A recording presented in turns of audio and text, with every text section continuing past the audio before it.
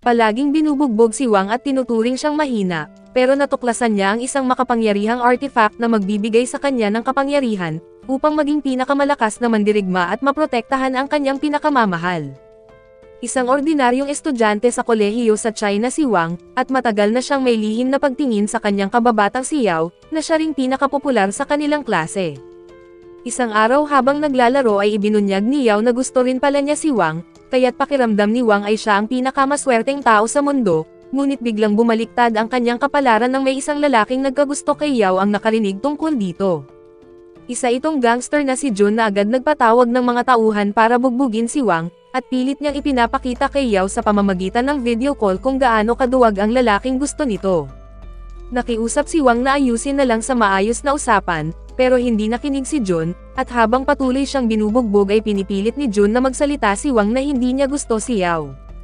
Ngunit sa halip ay nagalit si Wang at sinabi na walang karapatang manligaw kay Yao ang katulad ni Jun, at dahil sa galit ay buong lakas niyang binangga ang isa sa mga tauhan at tumalon pababa sa ilog. Dahil dito ay nagulat ang lahat dahil ang nais lang sana ni Jun ay takutin si Wang, ngunit natakot ito na baka makasuhan siya kapag namatay si Wang, kaya agad niya na ipinahanap ang katawan ni Wang. Sa kabilang banda, unti-unting lumulubog si Wang at naaalala ang kanilang unang pagkikita ni Yao noong nasa high school pa sila, kung saan ito lamang ang tanging tumulong sa kanya matapos siyang mabuli. Doon pa lang ay nahulog na ang kanyang loob kay Yao, ngunit ngayong nalulunod na siya ay iniisip niya na wala na siyang pag-asa. Gayunpaman ay bigla niyang napansin ang isang kumikinang na bagay sa ilalim ng ilog, isang maliit na kumikislap na kristal, at nang pulutin niya ito ay bigla itong pumasok sa kanyang katawan at dinala siya sa ibang dimensyon. Nagulat si Wang nang binuksan niya ang kanyang mga mata at natagpuan ang kanyang sarili sa isang silid na gawa sa kumikinang na dingding, at habang naguguluhan siya ay may isang boses na tumawag sa kanya bilang master. Ipinaliwanag nito na inilipat siya dahil sa espesyal na kapangyarihan na kanyang nabuksan, ngunit kahit hindi pa niya lubos na nauunawaan, muli siyang inilipat ng kapangyarihan mula sa himpapawid sa ibabaw ng ilog kung saan siya tumalon. Bago siya muling nag-teleport ay nakita pa niya sina Jun at ang mga tauhan nito na naghahanap sa kanya, ngunit sa pagkakataong ito ay bumagsak siya sa loob ng kanilang silid-aralan. Ayon sa boses ng Super Cube, nagkakagulo ang teleportation skill dahil hindi pa niya kontrolado ang kanyang kapangyarihan, at bago pa siya mahuli ng paparating na tao ay agad siyang dinala ng artifact pabalik sa kanyang inuupahang bahay. Pagdating doon, matapos siyang maligo ay nakatanggap siya ng tawag mula kay Yao na halatang nag-aalala matapos makita ang pagbagsak niya sa ilog. Dahil sa mga pangyayari ay pinapakalma niya ito at sinabing tumawid lang siya sa kabilang pampang para lukuhin si Jun. Nang pinayuhan siya ni Yao na magsumbong sa pulis ay tumanggi siya at sinabing maayos na ang lagay niya, sabay binaba ang tawag at pinayuhan na lang si Yao na magpahinga. Nang humiga na siya sa kanyang kama, naisip niya na kahit sabihin pa niya ang lahat ng nangyari ay sigurado siya na hindi siya paniniwalaan ni Yao, at higit sa lahat ay ayaw niyang madamay ito sa panganib na dala ng kanyang bagong kapangyarihan na kanyang natagpuan. Nang nagpasya siyang itago ang lahat bilang sekreto ay biglang nagsalita ang mahiwagang cube matapos maramdaman na mahinahon na siya, ngunit katulad ng isang tanga ay tumingin pa rin si Wang sa kung saan kahit na malinaw na nasa loob ng kanyang katawan nagmumula ang tinig. Sa ilang sandali, bigla siyang hinigop ng cube papasok dito at nakarating siya sa isang misteryosong silid sa kalawakan, kung saan sinabi ng cube na siya na ngayon ang bagong amo ng Super Cube, na tinatawag ding Ultimate Universe System, isang kapangyarihan na kayang gawing napakalakas na mandirigma ang sino mang makapagdala nito.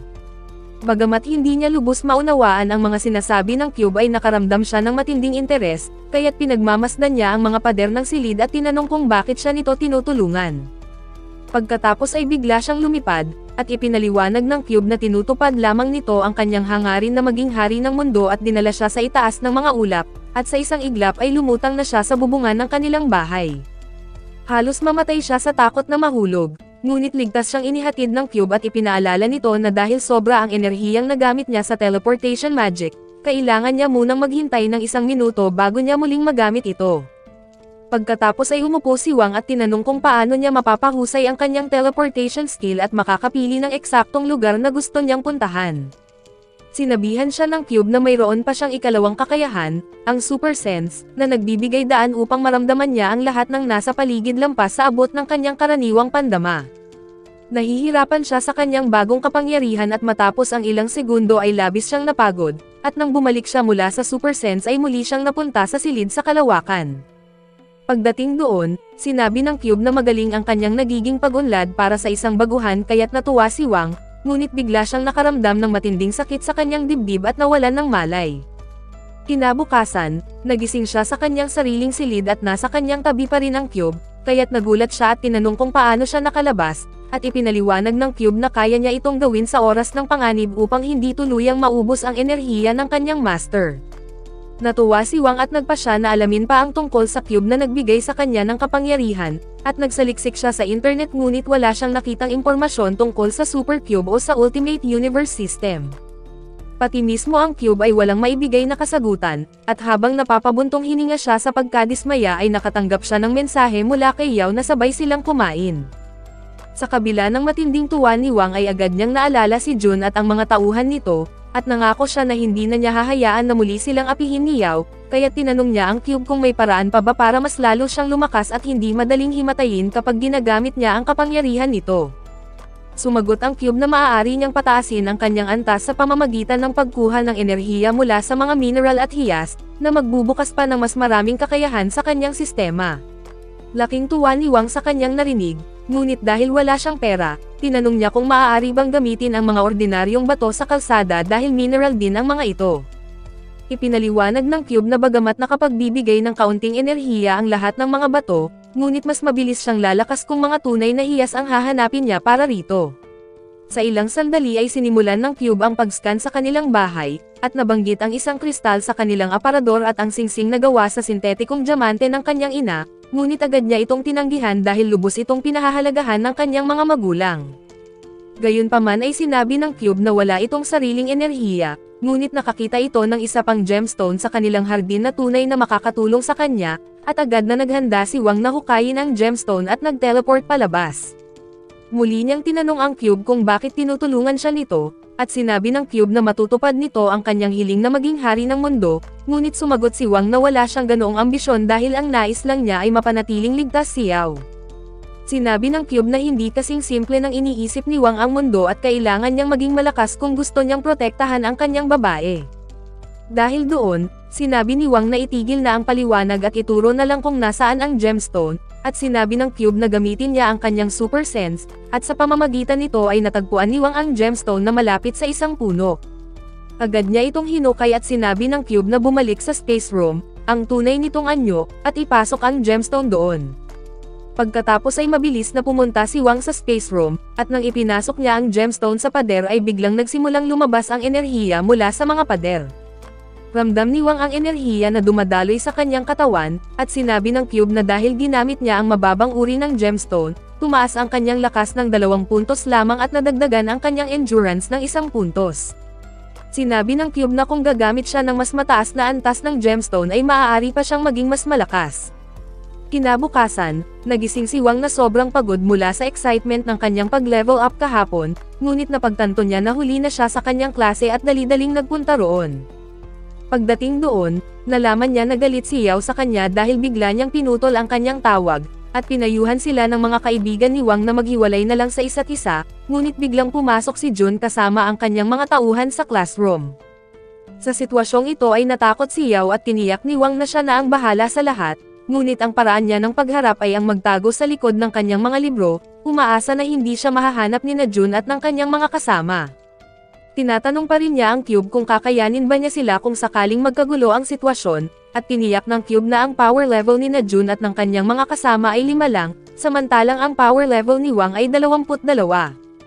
Gayunpaman, sinimulang hanapin ni Jun si Wang nang hindi sumasagot, ngunit biglang tumayo si Yao at sinabihan siyang iwanan na sila. Nagkukunwaring inosente si Jun at sinabi kay Yao na tigilan na ang pagtatanggol kay Wang, dahil siya raw ay isang duwag na kailangan ng babae para takpan. Pinagsabihan ni Yao si Jun na huwag banggitin ang pangalan ng kanyang lalaki, ngunit biglang tumayo si Wang at sinabi kay Yao na tama si Jun, dapat na niyang ipaglaban ang kanyang sarili. Nang sinabi niya kay Jun na umalis na ay hinila ni Jun ang kanyang damit para makipag-away, ngunit madaling napagtagumpayan ni Wang si Jun at sinabi niya na hindi niya siya sasaktan kapag umatras na si Jun. Nagulat si Jun sa lakas ng kapit ni Wang, at biglang pumasok ang propesor sa lecture room at inutusan ang lahat na umupo na, at sinabihan ni Jun si Wang na pumunta siya sa basketball court ngayong gabi kung talagang ayaw niyang maisangkot si Yao sa kanilang laban. Tinanggap ni Wang ang kanyang hamon at dumating sa basketball court sa takdang oras, ngunit nakita niya na mas marami pang kasama si Jun simula noong una nilang pagkikita. Nang tinignan ng Cube ang court ay natuklasan niya na mayroon lamang 20% lang na tsansa si Wang na manalo, at nagulat siya dahil sa tingin niya ay mas mataas ang kanyang posibilidad na matalo. Inutusan ni Jun ang kanyang mga tauhan na isara ang mga pinto, sa kanya sinabi kay Wang na patatawarin niya ito kung hihingi siya ng tawad sa nangyari kahapon at mangangakong hindi na muling makikipagkita kay Yao. Ngunit tinawanan lang siya ni Wang, at sinabi na hindi niya inaasahan na ang isang kilalang gangster ay magiging duwag na kailangan pa ng buong soccer team para labanan ang isang tao. Uminit ang ulo ni Jun dahil sa pang-aasar ni Wang, pero alam niya na kapag umatras siya, mawawala ang respeto sa kanya ng mga tauhan niya. Sa kabutihang palad, lumapit ang pinakamagaling na mandirigma ng kanyang grupo para harapin si Wang sa isang laban, at tinanong muna ni Wang ang Cube tungkol sa kanyang stats at lumabas na level 10 ang kanyang kapangyarihan. Dahil doon ay naisip niya na madali lang ito para sa kanya, pero pinili pa rin niyang mag-ingat at naghanda sa kanyang laban. Kinuha ng kalbo ang isang bola at buong lakas itong hinagis patungo kay Wang, bago sunod-sunod na nagpapakawalan ng mga suntok. Gayunpaman, madali lang itong naiwasan ni Wang at mabilis na napagod ang kalaban. Ngunit patuloy pa rin itong sumugod habang sinisigawan ng kanyang mga kaibigan, at bigla siyang nahuli ni Wang at binigyan ng malakas na suntok na agad siyang nawalan ng malay. Pagkatapos niyang itapon ang kalaban, hinarap ni Wang si Jun at ang iba pa nitong tauhan, na hindi makapaniwala na natalo ang kanilang pinakamagaling na brawler. Ngayon ay sinabi ni Wang na oras na ni Jun para lumaban, ngunit tumawa lang si Jun at sinabi na hindi siya isang tanga para lumaban ng mag-isa, at doon napagtanto ni Wang na magkasabay niyang haharapin ang lahat. Kasabay nito, ipinaalam ng sistema na tumaas sa 30% ang tsansa niyang manalo matapos niyang talunin ang kalbo, at habang papalapit ang kanyang mga kalaban ay handa na si Wang na lumaban ng todo para mabuhay. Habang sunod-sunod ang atake mula sa iba't ibang direksyon ay patuloy siyang umiiwas at lumalaban, at nakaligtas siya sa unang pagsalakay dahil sa babala ng Cube, pero tinamaan siya ng sipa mula sa likod na nagpabagsak sa kanyang balanse. Nagalit siya ng husto at agad niyang sinalubong ang umatake sa kanya, binigyan ng matinding sipa na nagpalipad dito, at ngayon ay naisip ni Jun na mas mahirap ito kaysa sa inaakala niya kaya inutusan niyang muli ang kanyang mga tauhan. Sa pagkakataong ito, ginamit ni Wang ang kanyang bilis para makalayo at piniling patumbahin ang kalaban isa-isa, ngunit dahil baguhan pa siya sa laban, nakatsyempo ang isa at tinamaan siya ng matinding suntok. Gayunpaman, tinitiis ni Wang ang mga atake at unti-unting pinapabagsak ang mga gangster gamit ang isang malakas na suntok, at hinawakan pa niya ang isang lalaki sa binti at inikot-ikot bago itapon diretso kay Jun, na tinamaan siya sa ilong. Pagbangon ni Jun ay nakita niya na bumagsak na ang lahat ng kanyang mga tauhan, at siya na lang ang natitirang nakatayo na halos maihina sa takot. Ngunit halos wala na ring lakas si Wang, at kahit paulit-ulit siyang binabalaan ng Cube ay patuloy pa rin siyang naglalakad palapit kay Jun para tapusin ang laban. Napasigaw si Jun at sinabi na tigilan mo ako ngunit biglang bumukas ang mga ilaw at dumating ang isa pang gang. Nagsimula silang pumalakpak ng sarkastiko, kinukutya si Jun at ang grupo nito dahil naglaban-laban sila ng sabay-sabay laban sa iisang tao at natalo pa rin. Tumayo si Jun at galit na tinanong ang pinuno ng karibal na si Yuan kung ano ang ginagawa nito roon. Sinabi ni Yuan na pumunta siya roon para lang pagtawanan si Jun, at sinimulan siyang laitin ni Yuan. Tinawag siyang baguhan na hindi man lang karapat-dapat mapasama sa isang gang, lalo na't maging pinuno nito. Biglang nakisabat si Wang at sinabihan si Yuan na umalis dahil may hindi pa siya natatapos kay Jun, ngunit agad niyang napagtanto na mali ang kanyang ginawa, dahil na-offend si Yuan at inutusan ang kanyang mga tauhan na bigyan ng leksyon si Wang. Dahil doon ay nagsalita ang Cube at sinasabing wala siyang laban at mas mabuting tumakas na lang siya, kaya't sumunod si Wang at tumakbo palayo, ngunit bahagi pala iyon ng kanyang plano. Pagdating niya sa madilim na lugar, ginamit niya ang kanyang kapangyarihan para mag-teleport sa tabi ng electric switchboard at pinatay ang ilaw. Ngayon ay nagulat ang mga gangster sa biglang pagdilim, at sa gitna nito ay biglang lumitaw si Wang sa likuran ni Yuan. Hindi na niya binigyan ng pagkakataong makabawi si Yuan at agad niya itong pinabagsak, pagkatapos ay inatake rin niya ang mga tauhan ni Yuan na hindi bihasa sa pakikipaglaban sa dilim.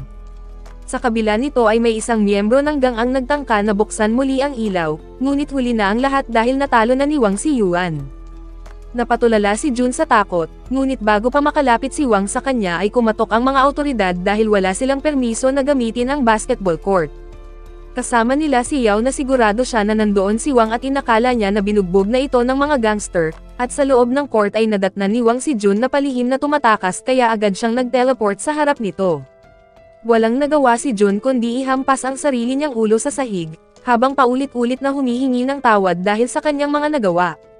Nakakita si Wang ng pagkakataon na ayusin ang sitwasyon at gawing biktima ang kanyang sarili, kaya't nang tuluyang nabuksan ng mga gwardya ang pinto, nadatnan nila na kunwari ay binubugbog siya ni Jun ayon sa kanyang plano.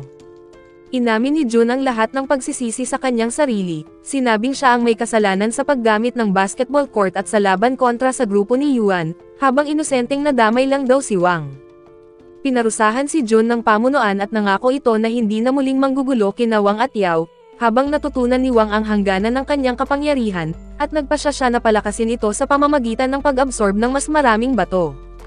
Gayunpaman, hindi ganoon kadali na makahanap ng mga ito kaya't pumunta siya sa mga bundok malapit sa kanilang lugar, umaasang may mahahanap siya, ngunit natuklasan niya na ang mga hiyas ay nakabaon sa malalaking bato na nasa gitna ng lawa, at nasa ilalim ng lupa ng hanggang 15 metro. Sa bandang huli, sumuko siya matapos ang ilang oras na paghahanap at walang nakita, ngunit doon muling nagsalita ang cube, sinabing mayroong isang kuweba na bahagi sa ilalim ng lupa na may nakatagong makapangyarihang hiyas. Kasabay nito ay naramdaman ni Wang ang enerhiya ng hiyas at tinangkang mag-teleport papunta roon, ngunit hindi siya nagtagumpay dahil masyado pa siyang malayo, kaya't nagpasya siya na hanapin muna ang daan patungo sa nasabing kuweba.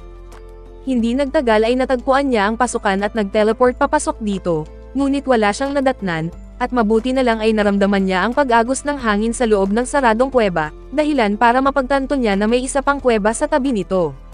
Pagkatapos ay sinundan niya ang direksyon ng hangin, at doon niya natuklasan ang isang tumpok ng makapangyarihang likas na hiyas.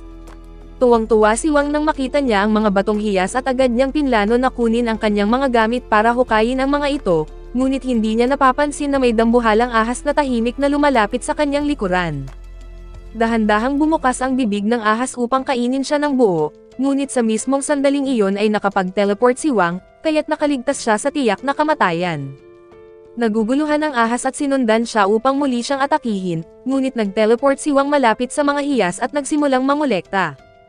Habang ginagawa niya ito ay mayroong isang hiyas ang nahulog sa tubig, kaya't nagpasya siyang gamitin ang kanyang super sense upang tukuyin ang lokasyon bago siya tumalon. Doon niya lang napansin na nasa tabi niya ang dambuhalang ahas, kaya't nabigla siya at umatras, ngunit habang papalapit ang ahas ay bigla siyang natumba sa gilid kasabay ng pagsalakay nito. Sa tulong ng kanyang safety rope, nakaiwas si Wang at ang ahas ang tuluyang nahulog sa tubig, ngunit nang nagpahinga siya ay biglang naputol ang safety rope at siya rin ay nahulog sa tubig. Muli siyang sinubukang kainin ng ahas, at kahit ginamit niya ang kanyang asarol bilang sandata ay hindi niya naiwasan na mahuli ng halimaw. Nang sinubukan niyang mag-teleport ay sinabi ng cube na kung gagawin niya iyon ay madadala niya ang ahas, at hindi niya ito maaaring isama sa space room dahil wala pa siyang sapat na kakayahan. Dahil doon ay inatake niya ang ahas at nakatama si Wang ng malubhang sugat gamit ang kanyang asarol at nakatakas, saka mabilis na nag-teleport papunta sa space room. Pinakiusapan niya ang cube na agad na gawin ang proseso sa lahat ng hiyas na nakolekta niya, ngunit ipinaalala ng cube na maaari niya itong pagsamahin. Ipinaliwanag nito na tulad sa mga mobile games, maaari niyang pagsamahin ang tatlong hiyas na may mababang antas upang makabuo ng mas mataas na antas, na nagbibigay ng lakas at kakayahan. Agad na inutos ni Wang na pagsamahin ang lahat ng hiyas, ngunit labis siyang nabigla at nadismaya nang malaman niya na aabot ito ng mahigit 5 araw. Nagbigay ng payo ang cube na pagsamahin na lamang ang 9 na hiyas at direktang gamitin ang 2, at agad namang pumayag si Wang at mabilis na inabsorb ang 2 bato, at labis na tumaas ang kanyang mga kakayahan. Pagbalik niya sa kuweba ay hinarap niya ang dambuhalang ahas gamit ang kanyang bagong lakas, at sa loob lamang ng ilang atake ay napatay niya ito, isang bagay na medyo nakakapanghinayang para sa kanya.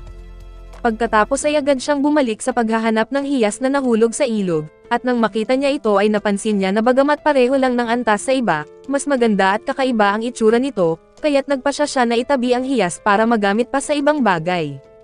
Sa kabilang banda, magkasamang naginuman sina Yuan at Jun matapos silang matalo ni Wang. Pareho silang uhaw sa paghihiganti, ngunit alam nila na wala silang laban kahit magsanib puwersa pa sila. Pagkatapos ay doon naisip ni Yuan ang isang plano na makipagkasunduan sila sa mas makapangyarihang tao, at binanggit niya ang pangalan ng isang kilalang gangster na si Lau. Kinakabahan si Jun dahil hindi siya naniniwala na tutulong si Lau, ngunit ipinaliwanag ni Yuan na minsan nang napaalis si Lau sa kanilang bansa dahil sa isang maimpluwensyang tao na konektado kay Yao. Kung magagamit nila ito ng tama, maaari nilang mahikayat si Lau na tuluyang tapusin si Wang. Habang hindi alam ni Wang ang mga nangyayari, dinala niya si Yao sa kanilang unang date matapos silang maging magkasintahan. Sinabi niya na ayaw niyang maapektuhan o masaktan si Yao kaya't gagawin niya ang lahat upang maprotektahan niya ito, at sinagot naman siya ni Yao na buo ang kanyang tiwala sa kanya. Gayunpaman, sinabi ng mahiwagang Cube na nagsisinungaling si Yao, ngunit hindi niya ito binibigyang pansin dahil alam ni Wang na may lihim rin siyang itinatago sa kanya. Naging masaya ang kanilang unang date at bago matapos ang araw na ito, pumunta sila sa isang cafe kung saan nakikipaglaro si Yao kay Wang. Naisip ni Yao na may kakaibang nangyayari at tinanong si Wang kung ano ang itinatago niya. Bilang sagot, ipinakita ni Wang ang makinis na batong hiyas na nakuha niya mula sa ilog, dahilan upang makalimutan ni Yao ang kanyang pagdududa. Kinabukasan, hinihintay ni Wang si Yao upang sabay silang pumasok sa kolehiyo, ngunit hindi ito sumasagot sa tawag niya. Habang matyaga siyang naghintay, nakarinig siya ng usapan mula sa ilang estranghero tungkol sa isang insidente sa kalapit na apartment, at kinabahan siya nang mapagtanto niya na doon nakatira si Yao, kaya't dali-dali siyang tumakbo patungo roon. Pagdating niya sa apartment ni Yao ay nadatnan niya ang maraming tao at mga pulis na nagbabantay sa lugar, at nakita niya ang ina ni Yao na umiiyak habang ikinukwento sa mga awtoridad na pag-uwi niya mula sa trabaho, magulo na ang kanilang tirahan at nawawala ang kanyang anak. Sinabi niya na tanging isang manika lang na may mantsa ng dugo na nakasabit sa kisame ang naiwan, malinaw na banta mula sa kumuha sa kanyang anak na si Yao. Lubos na nababahala si Wang at iniisip kung sino ang may kagagawan nito, at nang mapansin niya si Jun na tila nagmamadaling umalis mula sa karamihan ay agad niya itong sinundan, at nang makita siya ni Jun ay halatang natakot ito. Tinanong siya ni Wang kung may nalalaman siya tungkol sa pagkawala ni Yao, at upang ipakita ang kanyang paninindigan ay binasag niya ang pader gamit ang kanyang siko, kaya't napilitang magsalita si Jun at ibunyag ang lahat ng kanyang nalalaman. Sa kabila nito, nasa isang tagong hideout si Yao at hawak siya ng kilalang gangster na si Lau. Habang nag-e-ensayo ito ng kanyang golf swing ay ginamit niya pa ang bibig ni Yuan bilang patungan ng bola, na naging dahilan upang malubha itong masaktan. Pagkatapos ay hinarap niya si Yao na nakagapos at may takip ang bibig, at sinabi niya na nakita na niya ito kung ano ang mangyayari kapag siya ay nagagalit, kaya't mas mabuting makipagtulungan siya sa kanya. Ipinakita niya ang larawan ng isang lalaking nagngangalang Jin at tinanong kung ano ang kaugnayan niya rito. Sinabi ni Yao na wala siyang alam tungkol sa lalaki, ngunit hindi naniwala si Lau, dahil dati nang ipinaglaban ni Jin ang buong organisasyon para lamang kay Yao. Dahil doon ay nagalit si Lau nang patuloy na itinatanggi ni Yao ang pagkakakilanlan, at muntik na niya itong masaktan kung hindi siya pinigilan ng kanyang butler. Ipinaliwanag ng kanyang butler, na maaaring walang alam ang babae tungkol sa lalaking nagngangalang Jin, ngunit si Jin ay tiyak na may alam tungkol sa kanya, at kung tunay itong nagmamalasakit ay dapat ipinagtanggol na siya. Sumagot si Lau na siguradong darating si Jin, kaya naghanda na siya ng maraming malalakas na martial art masters upang labanan ito. Ngunit binalaan siya ng kanyang butler, na hindi sila nakakatiyak kung hanggang saan ang lakas ni Jin at baka hindi ito mapigilan ng kanilang mga tauhan. Sinabi pa niya na kung hindi nila kayang labanan si Jin, maaari nilang gamitin ang babae bilang bihag upang pilitin itong sumuko. Ngunit ipinaliwanag niya na magtatagumpay lamang ito kung manatiling ligtas si Yao, dahil kung mamamatay siya ay magwawala si Jin sa galit at kalungkutan, at wala nang kayang lumaban upang mapigilan ang kanyang paghihiganti. Sinabi ng kanyang butler na dapat muna niyang iwanan si Yao, at sumang-ayon naman ito sa payo ng matanda. Umalis si Lau sa silid at agad na tinakpan ng butler ang bibig ni Yao, at sinabi niya rito na mas mabuting makisama na siya, dahil kung hindi niya mapipigilan si Lau sa susunod ay masama ang magiging kahihinatnan para sa kanilang lahat. Kasabay nito, patuloy pa ring isiniwalat ni Jun ang tungkol kay Lau, na nagmula sa isa sa pinakamalakas na pamilya sa bansa. Walang nagtangkang lumaban sa kanya noon, ngunit isang araw ay nakatagpo siya ng katapat na nagngangalang Jin, na pumutol ng 2 daliri niya at inilantad ang kanyang kahihiyan sa harap ng lahat. Noong una, ginamit ng pamilya ni Lau ang lahat ng kanilang kayamanan para hanapin at patayin si Jin, ngunit nang mabigo silang matagpuan ito ay tuluyan siyang iniwan ng kanyang pamilya. Mula noon, nangako si Lau na hahanapin niya si Jin anuman ang mangyari, at ang parehong Jin ding iyon ang minsang nagligtas sa isang insidenteng pagdukot kay Yao noong siya'y nasa high school pa lamang. Dahil doon, ginamit ni Yuan ang kaalamang ito upang malinlang si Lau at mapasunod siya sa kanyang kagustuhan. Ang kanilang layunin ay mapasunod si Lau na lusubin si Wang, ngunit agad nitong natuklasan ang kanyang mga plano, kaya't sinabi ni Jun na tumigil na siya sa pakikialam dahil alam niyang delikado si Lau, at dahil na rin ayaw niyang mapahamak si Yao. Naniniwala si Jun na naparusahan na rin si Yuan, at ipinaliwanag niya kay Wang na wala silang magagawa laban sa isang tulad ni Lau. Gayunpaman, tinawag naman ni Wang na puro lang kalokohan ang sinasabi ni Jun, at nagpa siya si Wang na siya mismo ang magliligtas kay Yao. Nataranta si Jun at tinanong kung hindi ba niya naintindihan ang lahat ng sinabi niya, ngunit mariing sagot ni Wang na hindi siya pwedeng matakot kahit kanino, dahil ipinangako niya kay Yao na protektahan niya ito. Tinanggap din niya na nakabawi na si Jun sa kanyang mga kasalanan dahil ibinunyag nito ang lahat ng impormasyon tungkol kay Lau. Ngayon, inutusan niya si Jun na tawagan ang mga pulis upang sila na ang bahala sa formalidad kapag natapos na ang misyon ng pagliligtas. Hindi nagtagal, natagpuan ni Wang ang gusali kung saan ikinukulong si Yao, gamit ang enerhiya ng batong hiyas na iniwan niya rito. Sa loob ng gusali, tinanong ni Lau ang kanyang butler kung naniniwala ba itong hindi nila matatalo si Jin, kahit pa marami silang malalakas na martial masters, at ipinahayag ng kanyang butler na hindi tiyak ang kanilang tagumpay, ngunit kumbinsido siya na hindi makakaalis si Jin ng walang galos. Bigla namang nangasar ang isa sa mga martial masters, sabay sabing hindi lang siya naroon upang pahirapan si Jin, kundi upang patayin ito dahil may matagal na siyang atraso rito. Napangiti si Lau sa kayabangan ng lalaki, dahil iyon mismo ang kailangan niya upang makipaglaban sa kanyang pinakamalakas na kaaway. Sa kabilang banda, nakapasok na si Wang sa gusali, at agad siyang binalaan ng cube na may napakalakas na kalaban na nagbabantay roon. Nararamdaman din iyon ni Wang, kaya tinanong niya ang cube kung ano na ang estado ng pagsasanib ng mga batong hiyas. Sinabi ng cube na malapit na itong matapos at maaari nang maabsorb matapos ang 30 minuto, kaya't nabigyan ng lakas ng loob si Wang sa impormasyong iyon at naglakad papasok sa loob. Gayunpaman, napansin siya ng mga tauhan ni Lau at nagpasya sila na harangin siya bago pa man dumating si Jin. Nang umakyat si Wang sa hagdan ay natagpuan niya ang isang nakasara at nakakandadong pinto, at nagsimula na siyang maghanda upang sirain ito nang bigla siyang lapitan ng isang dambuhalang lalaki. Sinabi nito na wala siyang dapat sayangin sa kanyang lakas, dahil ang pinto ay may espesyal na protective spell. Sa mga sandaling ito ay mabilis na tinignan ng cube ang lakas ng lalaki, at ipinaalam niya kay Wang na ang power level nito ay 52, samantalang sa kanya ay 50 lamang. Ngayon ay napagtanto ni Wang na wala siyang laban sa isang mas malakas at mas bihasang mandirigma, pero ipinapakita pa rin niya na hindi siya natatakot. Dahil doon, pinilit niya ito na ibigay sa kanya ang susi dahil nasa itaas ang kanyang kasintahan, ngunit tinawanan lang siya ng malaking tao at sinabihan siya na huwag magmadali.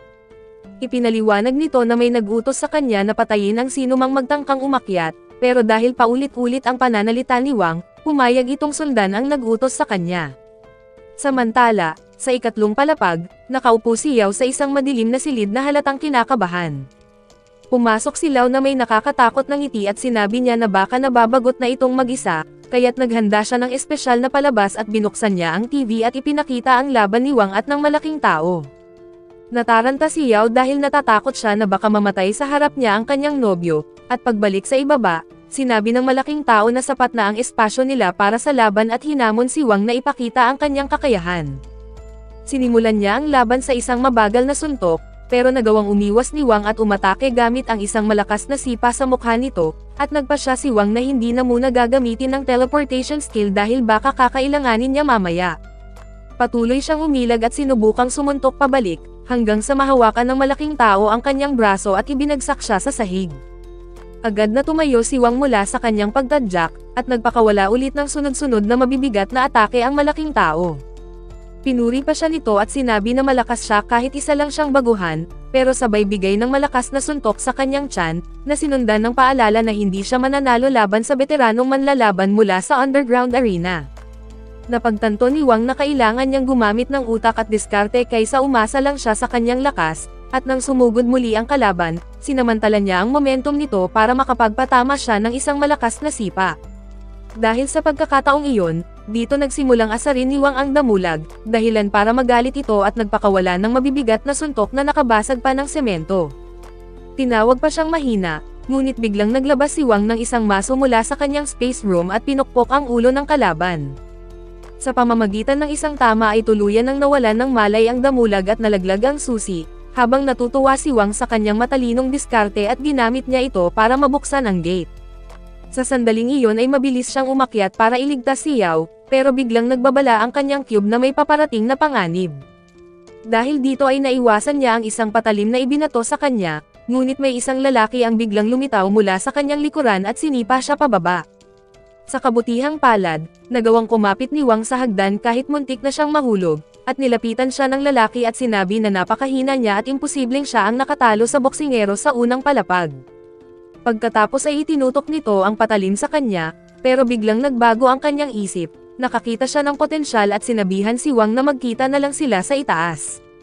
Naiwang galit si Wang at agad niya itong hinabol, ngunit pag-akyat niya ay wala na roon ang lalaki at ipinaalam ng cube na ang lakas ng kalaban ay umabot sa level 75. Sa kanyang narinig ay nagulat si Wang dahil sa palagay niya ay hindi naman ito mukhang ganoon kalakas, at nang lalo siyang nahumaling sa kagustuhan na pabagsakin ito, dumating siya sa isa pang bakanteng silid kung saan naghihintay na pala ang asasin. Tahimik itong nagmamasid at bigla na lang umatake, ngunit nang nagawang umilag ni Wang, agad na sinundan ng asasin ng mga mabibilis na atake gamit ang kanyang patalim na siyang nagpaatras sa kanya. Bigla niyang hinagis ang kanyang patalim, ngunit nang hindi ito tumama ay ginamit niya ang kanyang kapangyarihan upang tawagin pabalik ang patalim, pero naiwasan pa rin iyon ni Wang at nakapagpatama pa ng ilang malalakas na sipal na ikinagulat ng asasin.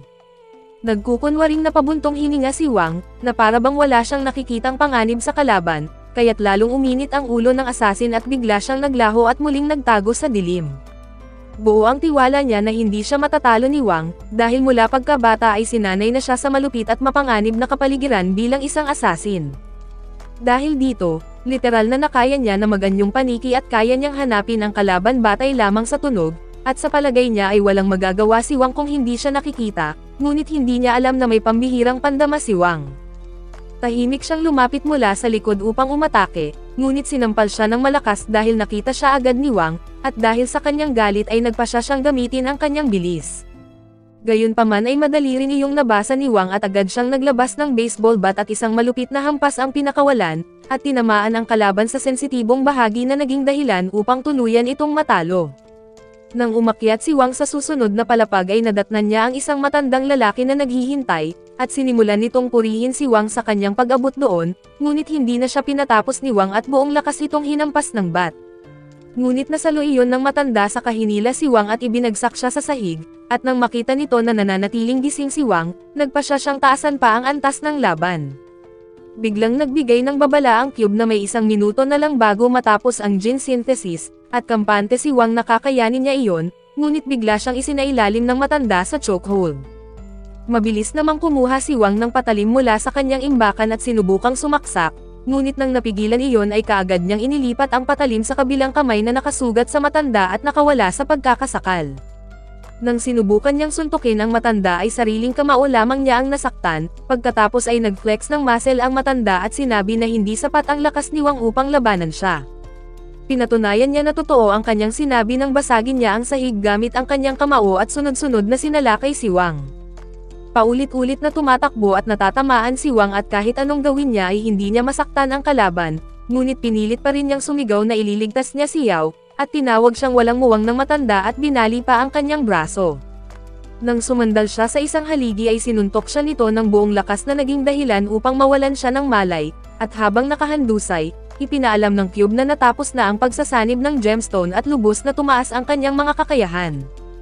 Ramdam ni Wang ang kapangyarihan na bumalot sa kanya at muling tumayo, sinabi niya sa matanda na tapos na siyang magpapawis at handa na para simulan ang totoong laban. Namangha ang matanda at sumugod, ngunit ngayon ay mas mabilis at mas malakas na si Wang.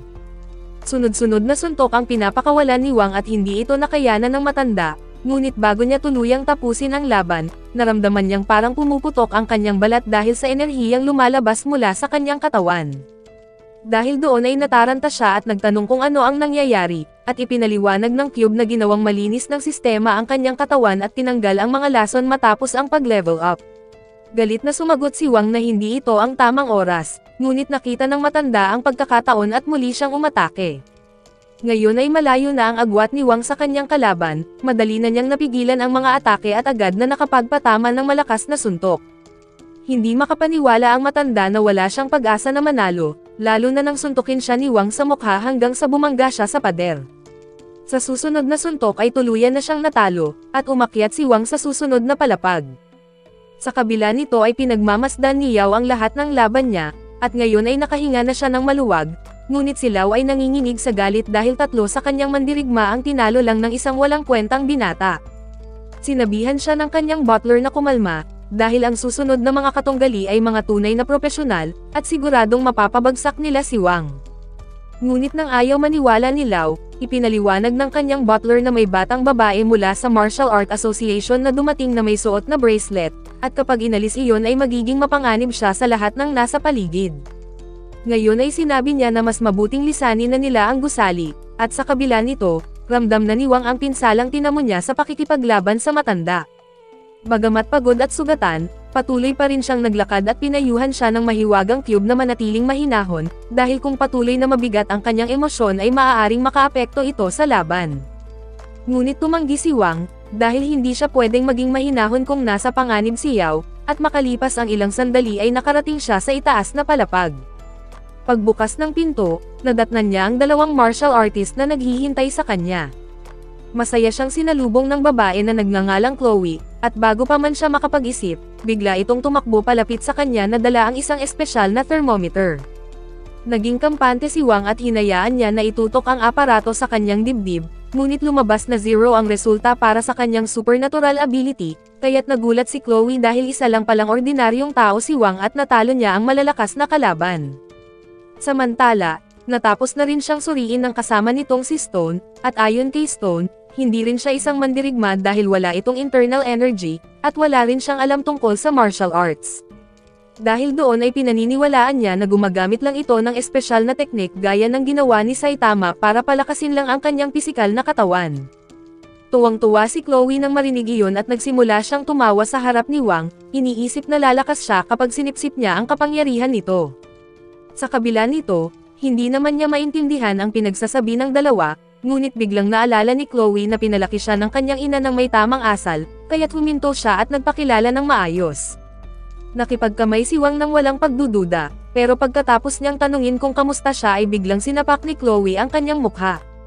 Dahil doon ay nagalit si Wang dahil naloko siya at gumanti ng atake, ngunit ikinatuwa pa ito ni Chloe dahil isa pala siyang masokista. Sa bawat suntok na natatanggap, naaabsorb niya ang kapangyarihan ni Wang at kinikilig siya dahil sa sobrang dalisay ng lakas nito, at dito napagtanto ni Wang na isa siyang malaking bakla. Dahil doon ay bumitaw siya sa kamay ni Chloe, pero gusto pa nitong hawakan ang kanyang kamay kaya't bigla siyang pinagsusuntok, at kahit hindi man nasasaktan si Wang, naiinis siya kaya't sinubukan na niya itong pigilan. Ngunit sinipa siya ni Chloe ng buong lakas at sinabihan siya na seryosohin ang laban. Habang papalapit siya kay Wang, binalaan siya ni Stone na wala siyang laban sa babae, kaya't mas mabuting mag-iwan na lang siya ng kanyang mga huling salita bago siya mamatay. Sa isang iglap ay sinipa siya ni Chloe ng buong lakas, dahilan para bumangga siya sa isang haligi. Nagsimula ng mahilo si Wang sa dami ng natatamong pinsala, kaya't napagpasyahan niya na tigilan na ang pagpapanggap, at ipakita kay Chloe na naniniwala siya sa pantay na kasarian.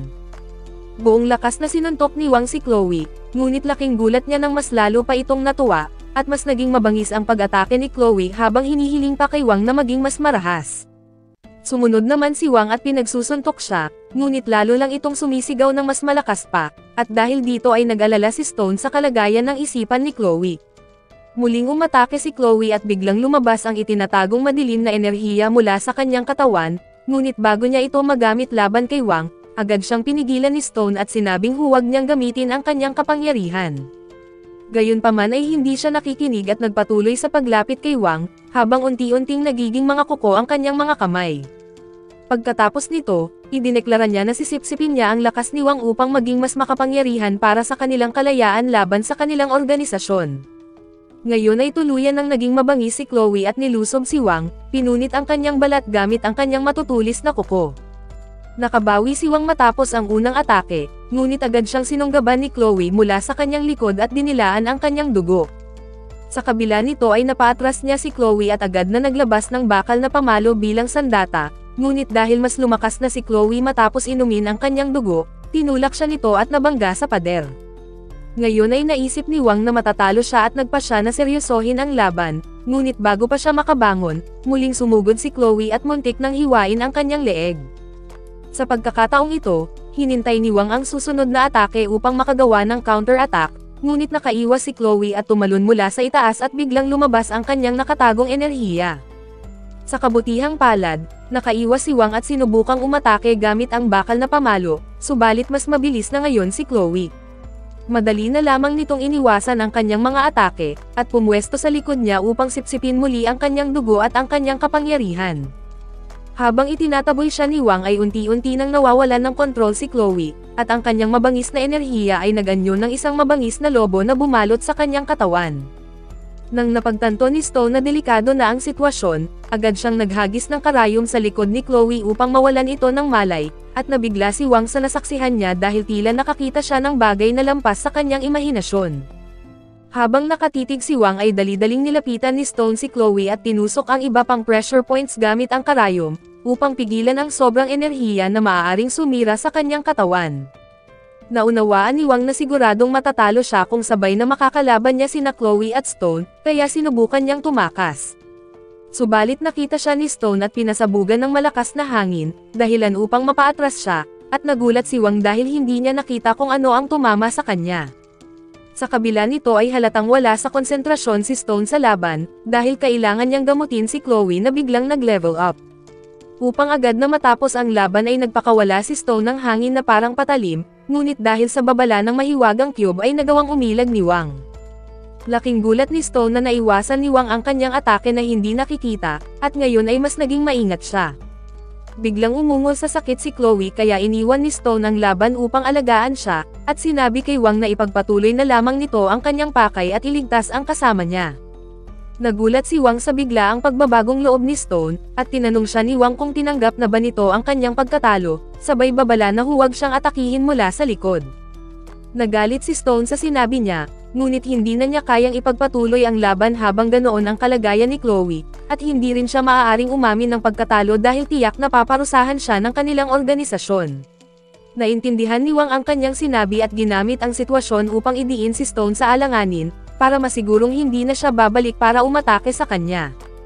Sinabi ni Wang na dahil ayaw pang umamin ng pagkatalo ni Stone, hindi pa natatapos ang kanilang laban. Dahil alam ni Stone na hindi niya basta mapapalaya si Wang, inilabas niya ang million coin, ang sagisag ng kanilang organisasyon, at gumawa ng pangako na hindi siya aatake habang si Wang ay nakatalikod. Ipinaliwanag niya na ang sumpa ng dugo ang pinakamataas na pangako na maaaring gawin ng isang mandirigma, at idineklara niya na kung sisirain niya ito ay magiging alikabok siya. Kinuhanan ni Wang ng video ang buong eksena gamit ang kanyang telepono at tinanggap ang coin mula kay Stone, sabay sabing nagtitiwala siya sa isang taong may ganoong klaseng integridad.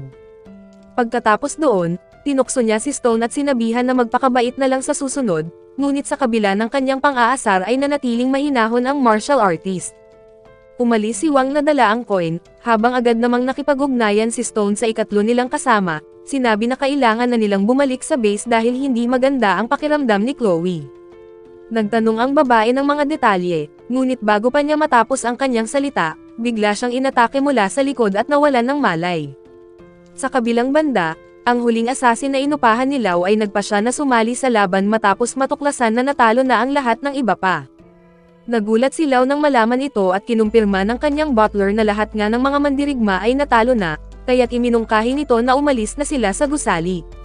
Dahil doon ay kinabahan si Lau, iniisip na si Jin ang tumalo sa lahat, ngunit hindi iyon alintana ni Mo Shan. Para sa kanya ay mas masayang kalaban si Wang kaysa kay Jin, at nang nagtanong si Lau kung bakit, ipinaliwanag ng kanyang butler na nakipag-ugnayan si Stone kay Wang. Dahil sa kanyang narinig ay lalong nagalit si Lau, at inalok si Mo Shan ng 3 beses na mas malaking bayad kung uunahin niyang tapusin si Wang. Ngunit hindi ikinatuwa ni Mo Shan ang ganoong alok, dahil hindi niya gusto na sinusubukang bilhin ang kanyang serbisyo gamit lamang ang pera. Bilang babala, inutusan niya ang kanyang puppet na si Shan at nagpadala ito ng flying slash kay Lau, ngunit sinalag iyon ng kanyang butler. Pagkatapos ay sinabi niya sa kanyang amo na mayaman, na wala na silang kontrol sa mga pangyayari. Samantala, ipinagpatuloy ni Wang ang paghahanap kay Yao, winasak ang mga pinto at umakyat sa matataas na palapag ng gusali. Naalala niya na 7 kalaban ang nakikita ng cube sa loob ng gusali, kaya 2 na lamang ang natitira at mas naging alisto siya, dahil kahit ang simpleng ingay ng mga daga ay nakakapagpa-alerto sa kanya. Maya-maya, iniulat ng cube na biglang naglaho ang isa sa mga kalaban at isa na lang ang natitira. Pagdating doon, bigla niyang naramdaman na may nagmamasid sa kanya, at paglingon niya ay nakita niya si Mo-shan at ang puppet nitong si Shan mula sa mataas na lugar. Ayon sa cube, ang pinagsamang combat level ng dalawa ay 7, ngunit para kay Wang ay hindi ito kapanipaniwala dahil malakas ang kanilang aura mula sa kadiliman. Binalaan siya ng cube na may napaka-advanced na aparato sa katawan ng puppet, pero bukod doon ay wala itong espesyal na kakayahan. Gayunpaman, sinabi ni Mo-shan kay Wang na huwag siyang maliitin dahil lamang sa mahina ang kanyang itsura, at bigla niyang pinakawalan ang kanyang kapangyarihan at tumilapon si Wang gamit ang isang malakas na sipa. Habang sinusubukan pang intindihin ni Wang ang mga pangyayari ay papalapit na si Mo-shan, na binago ang kanyang spirit energy sa isang talisman. Ayon sa kanya ay magkasalungat sila, dahil si Wang ay umaasa lamang sa lakas ng katawan, samantalang siya ay gumagamit ng mga teknik na nakuha niya sa matinding pagsasanay. Habang nagyayabang si Mo-shan, napansin ni Wang ang ilang bote ng beer sa kanyang tabi at agad niya itong hinagis sa kalaban. Gamit ang isang talisman, mabilis na binasag ni Mo-shan ang kanyang mga bote at ginamit ang pagkakataon para salubungin siya ni Wang.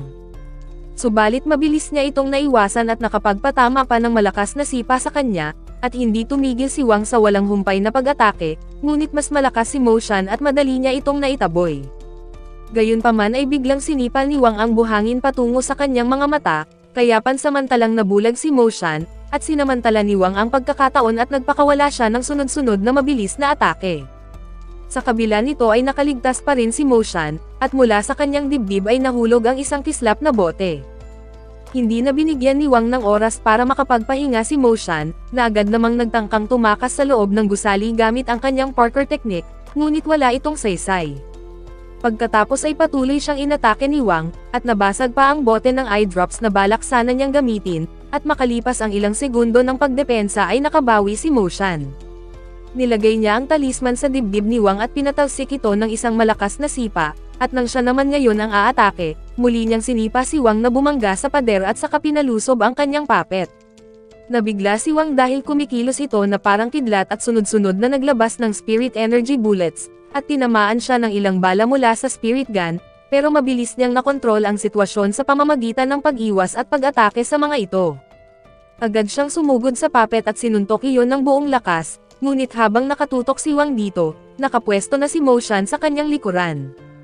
Tumalon si Mo-shan para sa isang napakalakas na Superman punch, pero nakahanda si Wang at nagpalitan sila ng malalakas na atake hanggang sa tumigil ang alikabok, at biglang bumuga ng dugo si Wang mula sa kanyang bibig na umikot pa sa paligid. Dahil doon ay tumawa si Mo-shan, akala niya ay nanalo na siya, ngunit napansin niya na nakahawak si Wang sa kanyang buhok. Nataranta si Mo-shan at sumisigaw habang pinipilit na makawala, iniisip ang bawat oras na ginugugol niya para pahabain iyon.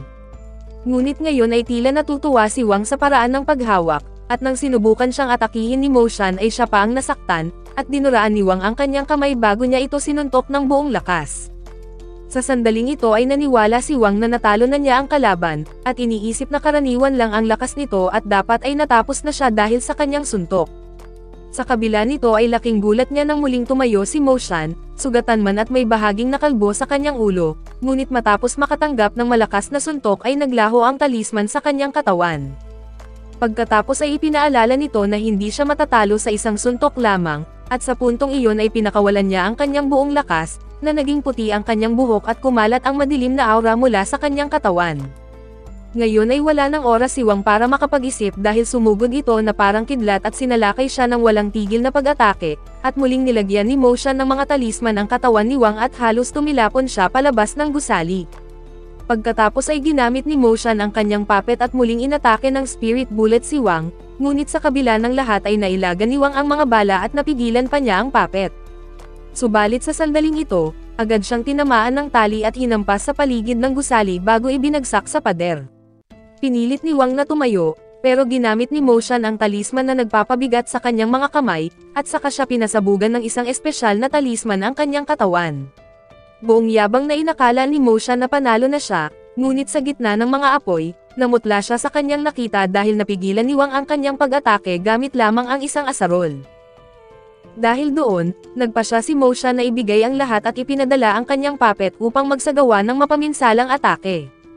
Ngunit nakahanda na si Wang, nilabas niya ang lahat ng kanyang enerhiya mula sa kanyang katawan, at ginamit ang teleportation skill sa tamang sandali upang matamaan niya ang puppet at tuluyang wasakin ito.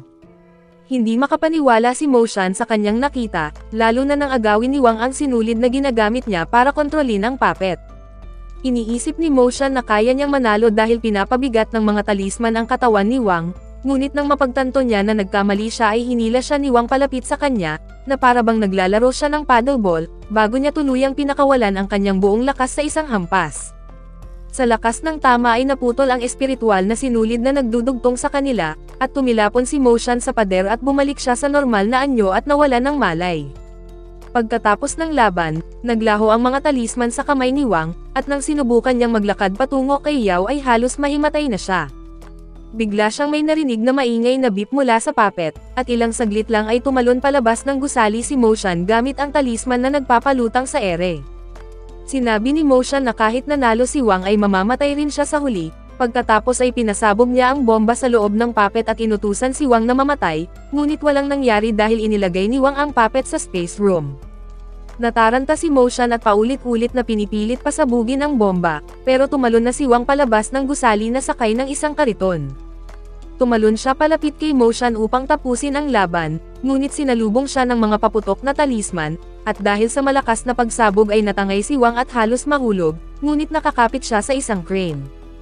Ginamit ni Mo Shan ang kanyang mga talisman upang kontrolin ang mga gumuguhong bato at tinapon kay Wang, kasabay ng pagsabog ng mga talisman, ngunit ginamit ni Wang ang pagsabog upang pabilisin ang kanyang sarili at umatake kay Mo Shan.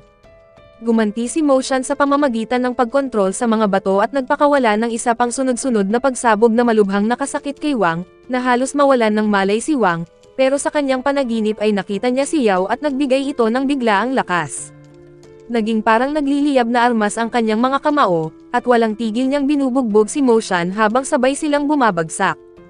Sa tindi ng pagbagsak, nabuo ang isang malaking hukay, ngunit nailigtas si Wang ng cube na agad siyang hinila papasok sa space room. Pagkalabas niya roon na pagod at duguan, paulit-ulit niyang binabanggit ang pangalan ni Yao sa kanyang pagkakatulog, hanggang sa bigla siyang nagising dahil sa ulan. Agad niyang hinanap si Yao, ngunit una niyang nakita ang mga damit ni Mo Shan na naiwan sa lupa, at nagtataka si Wang kung bakit si Mo Shan ay misteryosong naglaho. Gayunpaman ay hindi na ito iniintindi ni Wang at bumalik siya sa gusali upang hanapin si Yao, ngunit una niyang natagpuan si Yuan, ang duwag na gangster na sangkot sa gulo na nanginginig at umiiyak sa sulok. Galit na galit siyang tinanong ni Wang tungkol kay Yao, at itinuro ni Yuan ang isang malapit na silid, at laking tuwa ni Wang nang makita niya na ligtas si Yao. Sa ilang sandali, nang pinakawalan niya si Yao ay sinabi ni Yao na may bomba sa ilalim ng kanyang upuan na maaaring sumabog kapag siya ay tumayo. Pinakiusapan niya si Wang na unahin ang kanyang sariling kaligtasan, ngunit ngumiti lang si Wang at sinabing nakaligtas na siya sa mas malalakas na bomba ngayong araw. Maingat niyang hinugot ang bomba mula sa ilalim ng upuan, ngunit biglang ikinandado ni Lao ang pintuan at nakulong silang dalawa sa loob. Ipinahayag niya na nilagyan ng magic spell ang silid kaya't hindi siya makakagamit ng teleportation skill palabas nito, at tumawa siya habang hinihintay na sumabog sina Wang at Yao. Sa tulong ng cube ay napatunayan ni Wang na hindi nga siya makakagamit ng teleportation skill, ngunit itinuro ng cube ang pagkakasunod-sunod ng mga alambre kung ano ang dapat niyang putulin upang hindi agad sumabog ang bomba. Pagkatapos ay maingat na pinutol ni Wang ang mga alambre at itinapon ang bomba sa loob ng space room. Iniisip na ligtas na sila, at agad siyang niyakap ni Yao habang umiiyak at sinabi ni Wang na ligtas na siya. Ngunit nang umabot sa 0 ang bilang ng bomba sa loob ng space room, biglang nanigas si Wang at hindi na makagalaw. Nataranta si Yao at sinubukan siyang gisingin, ngunit unti-unting naunawaan ni Wang na sumabog din ang makapangyarihang hiyas sa loob ng puppet, at iyon ang nagdulot ng malaking butas sa space room. Ngayon ay matindi ang tinamo niyang pinsala, samantalang si Lao ay naiinis dahil hindi naging epektibo ang kanyang bomba.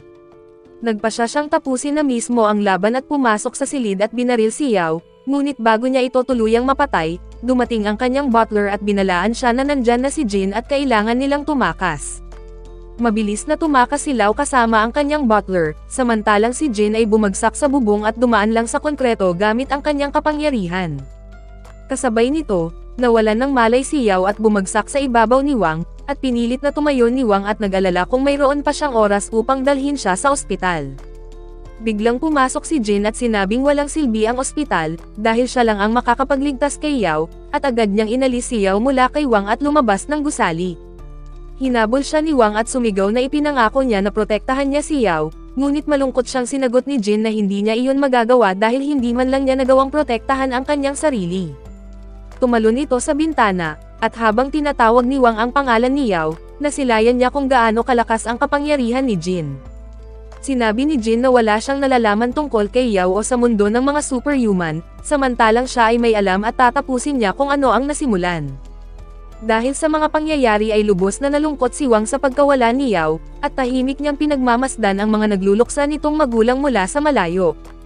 Isinumpa niya ang kanyang sarili dahil sa kanyang kahinaan at kawalan ng kakayahan na iligtas ang kanyang minamahal, at hindi rin niya alam kung saan siya magsisimula para hanapin ito. Habang nalulugmok siya sa puot at pagdududa, isang kotse ang huminto sa kanyang likuran at may babaeng bumaba at tinawag ang kanyang pangalan. Inanyayahan siya nitong sumama, at nang hindi siya sumagot, sinabi ng babae na alam niya kung nasaan si Lau. Agad na lumingon si Wang at mariing tinanong kung saan naroroon ang demonyong iyon, ngunit sinabi ng babae na kailangan niyang sumama kung gusto niyang malaman. Dinala siya nito sa isang kalapit na kainan at umupo para uminom lang ng kape, habang si Wang ay malungkot na nakatitig lang sa kanya, at diretsyong tinanong ni Wang kung nasaan si Lau. Ngunit tumugon ang babae na may ilang tanong muna siya bago niya ibigay ang sagot, at tinanong niya kung paano raw nananatiling nakatago sa kanilang lipunan ang mga superhuman, mga mandirigma, at iba pang nilalang na lampas sa hangganan ng tao. Sumagot si Wang na marahil ay mahusay silang magtago, ngunit pinagtawanan siya ng babae at sinabi na may mga taong nakatalaga para linisin ang gulong ginawa ng mga superhuman. Ngunit hindi naging interesado si Wang, pero sinabi ng babae na kahit magpanggap lang siya na may malasakit dahil siya ang nagprotekta rito hanggang ngayon, at kung wala siya ay matagal na siyang patay. Uminom lang ng kape si Wang at ngumiti, saka tinanong kung kasali rin ba sa protection service niya ang tatlong lalaking nakaupo sa likod ng kanilang mesa, na handang barilin siya anumang oras. Nagulat ang tatlong lalaki nang malaman nila na natuklasan niya ang kanilang pagkukunwari, at pati ang babae ay hindi makapaniwala. Agad niyang sinubukang abutin ang kanyang baril, at sabay-sabay ding naghanda ang kanyang tatlong tauhan upang itutok ang kanilang mga armas kay Wang, ngunit nanatiling mahinahon si Wang at sinabi na kung hindi sila magsisimula ng laban ay maaari pa silang mag-usap ng maayos. Pinakinggan naman siya ng babae at inutusan ang kanyang mga tauhan na umatras, at ginamit ni Wang ang kanyang super sense upang basahin ang nakasulat sa kanyang ID. Doon niya natuklasan na ang babae ay si Mo, ang pinuno ng task force ng Superhuman Management Bureau, at sinabi ni Wang na pinaghihinalaan niya na matagal na siyang tinutulungan ni Mo, ngunit nais niyang malaman kung ano ang tunay nitong pakay. Naglakas loob namang sumagot si Mo na dahil tinutulungan niya si Wang, dapat lamang nasuklian ito sa anumang paraan, at tinanong ni Wang kung ibig bang sabihin nito ay gusto siyang gawing mandirigma ng bureau katulad ng kanyang mga tauhan. Ngunit agad niyang ipinahayag na mahina ang mga ito dahil lahat sila ay mas mababa pa sa C-rank, kaya't hindi siya maaaring ikumpara sa kanila. Ang isa sa mga tauhan ay nagsabi kay Mo na si Wang ay hindi bababa sa B-rank superhuman, na higit na mas mataas sa kanilang antas, ngunit hindi ito pinapansin ni Mo. Sinabi niya kay Wang na kung gusto nitong makakuha ng impormasyon tungkol kay Lau, kailangan niyang gawin ang 3 misyon para sa kanya. Gayunpaman ay tumugon si Wang na isang misyon lang ang gagawin niya, at dapat ding isama ang impormasyon tungkol kay Jin, at hindi na nagreklamo si Mo at pumayag agad na labis na ikinagulat ni Wang. Pagkatapos ay ibinigay ni Mo ang mga detalye ng trabaho at sinabi na matatapos niya ito sa loob lamang ng isang araw, at may kaakibat pang disenteng bayad, ngunit nagtanong si Wang kung paano niya siya mapagkakatiwalaan. Nagkukunwaring nasaktan si Mo, at sinabing sapat na ebidensya na ang kanilang naging maayos na kasunduan upang patunayan na nasa panig niya siya. Sa ilang sandali ay umalis ang mga tauhan ng gobyerno, habang nagdadalawang isip si Wang kung dapat ba talaga siyang pagkatiwalaan, ngunit alam niyang simulang ang tanging paraan upang makakuha siya ng impormasyon tungkol kay Yao. Ngayon ay plano niyang gamitin ito para makapasok sa Superhuman Management Bureau at makuha ang kanyang pakay, habang nasa loob ng kotse si Mo at nakahinto sa trapiko. Nagtanong ang kanyang tauhan kung bakit siya nakipag-ugnayan sa isang mapanganib na tao tulad ni Wang, bagay na labag sa pulisya ng kanilang ahensya, at sinabi ni Mo na malaki ang kanilang kikitain kapag malaki rin ang panganib. Masyado siyang ambisyosa para manatili sa kasalukuyan niyang posisyon, at naniniwala siya na si Wang ang magiging tulay niya upang mapromote sa mas mataas na ranggo. Kumbinsido siya na may malaking potensyal si Wang, at gagamitin niya ito upang makuha ang kanilang gusto. Ngunit hindi niya alam na ikinabit ni Wang ang kanyang cube sa ibabaw ng kotse, at naririnig niya ang lahat ng kanilang pinag-uusapan. Gayunpaman ay hindi siya nagalit sa pagtatangka ni Mo na gamitin siya, dahil para sa kanya ay isa lamang itong walang kwentang babae na madaling kontrolin. Muling nagtanong ang kanyang tauhan kung talagang sasabihin ba nila ang lokasyon ni Lau, at sagot ni Mo ay bibigyan lamang nila ito ng maling impormasyon, dahil isa itong mangmang na hindi malalaman na niloloko na siya. Dito tuluyang nagalit si Wang at nagpa siya na ipakita sa kanya kung sino talaga ang tunay na tanga, at makalipas ang araw na iyon, nagtungo si Wang sa lokasyon na ibinigay ni Mo para sa kanyang assessment bago siya pahintulutang magsagawa ng misyon. Tumambad sa kanya ang isang marangyang mansyon sa gitna ng kagubatan, kung saan naroon din ang iba pang mandirigma na sasailalim sa pagsusuri. Ngayon ay nagtataka si Wang kung ano ang tunay na pakay ng pagtitipon, hanggang sa may lalaking lumabas na may hawak na mikropono, at ipinahayag nito na sila ay pinili upang magsilbing mga bodyguard para sa kanilang mga kliyente. Ipinahayag ng tagapamahala na ang isang bodyguard ay dapat laging alerto at malakas upang magawa ng maayos ang kanilang tungkulin, at dahil dito ay kailangan nilang ipakita ang kanilang kakayahan batay sa mga pamantayang iyon. Pagkatapos ay binuksan niya ang isang pinto, na nagdala sa lahat ng kalahok sa isang kasino sa loob ng gusali. Bawat isa sa kanila ay binigyan ng 5 chips, at ipinaliwanag ng host na maaari silang pumili ng kahit anong laro. Kailangan lang nilang makakuha ng 10 chips upang makapasok sa susunod na round, ngunit mahigpit na ipinagbawal ang panlilinlang o pagnanakaw.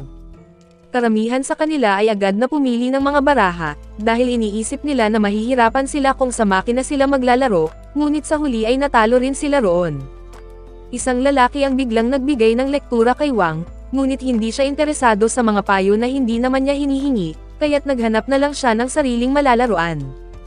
Sa kabila nito, nakakita siya ng isang babae na naglalaro ng klasikong laro ng paghahanap ng barya na nakatago sa ilalim ng baso, at nang sinubukan niya ito, sumunod ang parehong lalaking maingay kanina. Sinabi nito na isang bastos si Wang dahil iniwasan siya habang nakikipagkaibigan lang naman daw siya, pero agad na napansin ni Wang na nais lamang siyang lokohin ng lalaki. Nang hindi umubra ang kanyang panlilinlang, hinamon niya si Wang sa isang laro, at agad namang pumayag si Wang at tinaya ang lahat ng kanyang chips, gayon din ang kalaban. Pagkatapos ay inilagay ng Game Master ang barya sa ilalim ng isa sa mga baso at mabilis itong hinalo.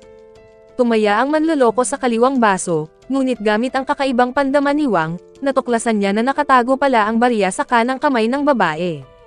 Nang pinilit niya ito na ipakita ang kanang kamay, mabilis na nailipat ng babae ang barya sa kaliwang kamay bago niya ito inilabas, ngunit nang iginiit ni Wang na ipakita ang dalawang kamay, napilitan ang babae na aminin na tama si Wang at siya ang panalo.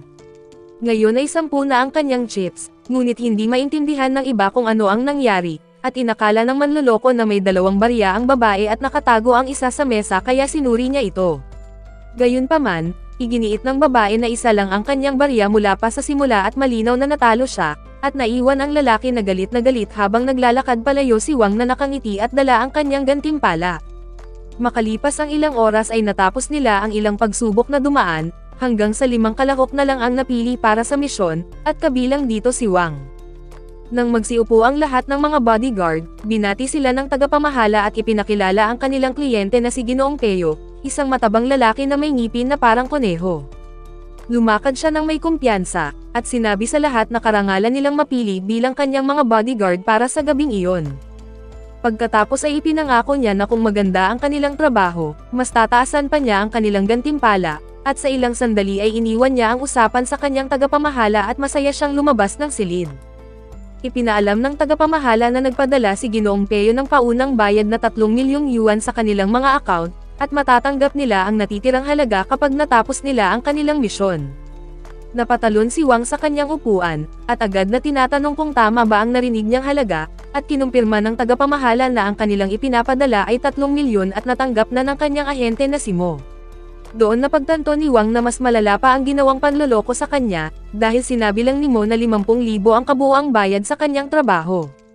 Nagmura si Wang dahil sa inis, pero hindi siya pinansin ng tagapamahala at sa halip ay inutusan ang lahat na maghanda dahil magsisimula na ang kanilang party makalipas ang 6 na oras.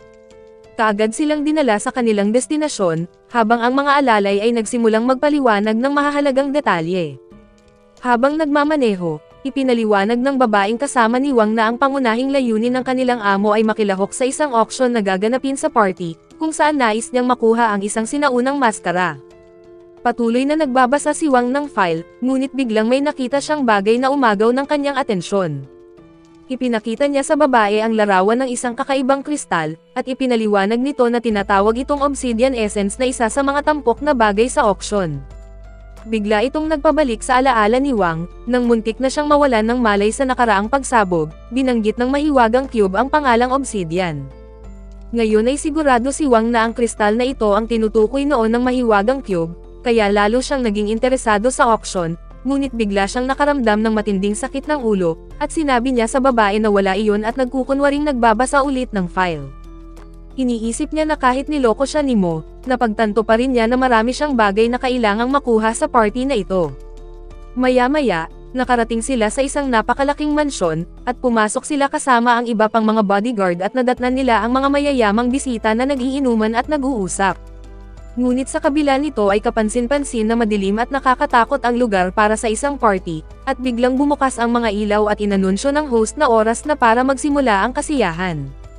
Hindi siya nagsasayang ng oras at agad na inilunsad ang unang palaro, pinindot niya ang isang buton na bumukas ang sahig, at lumitaw ang isang napakalaking buwaya sa ilalim.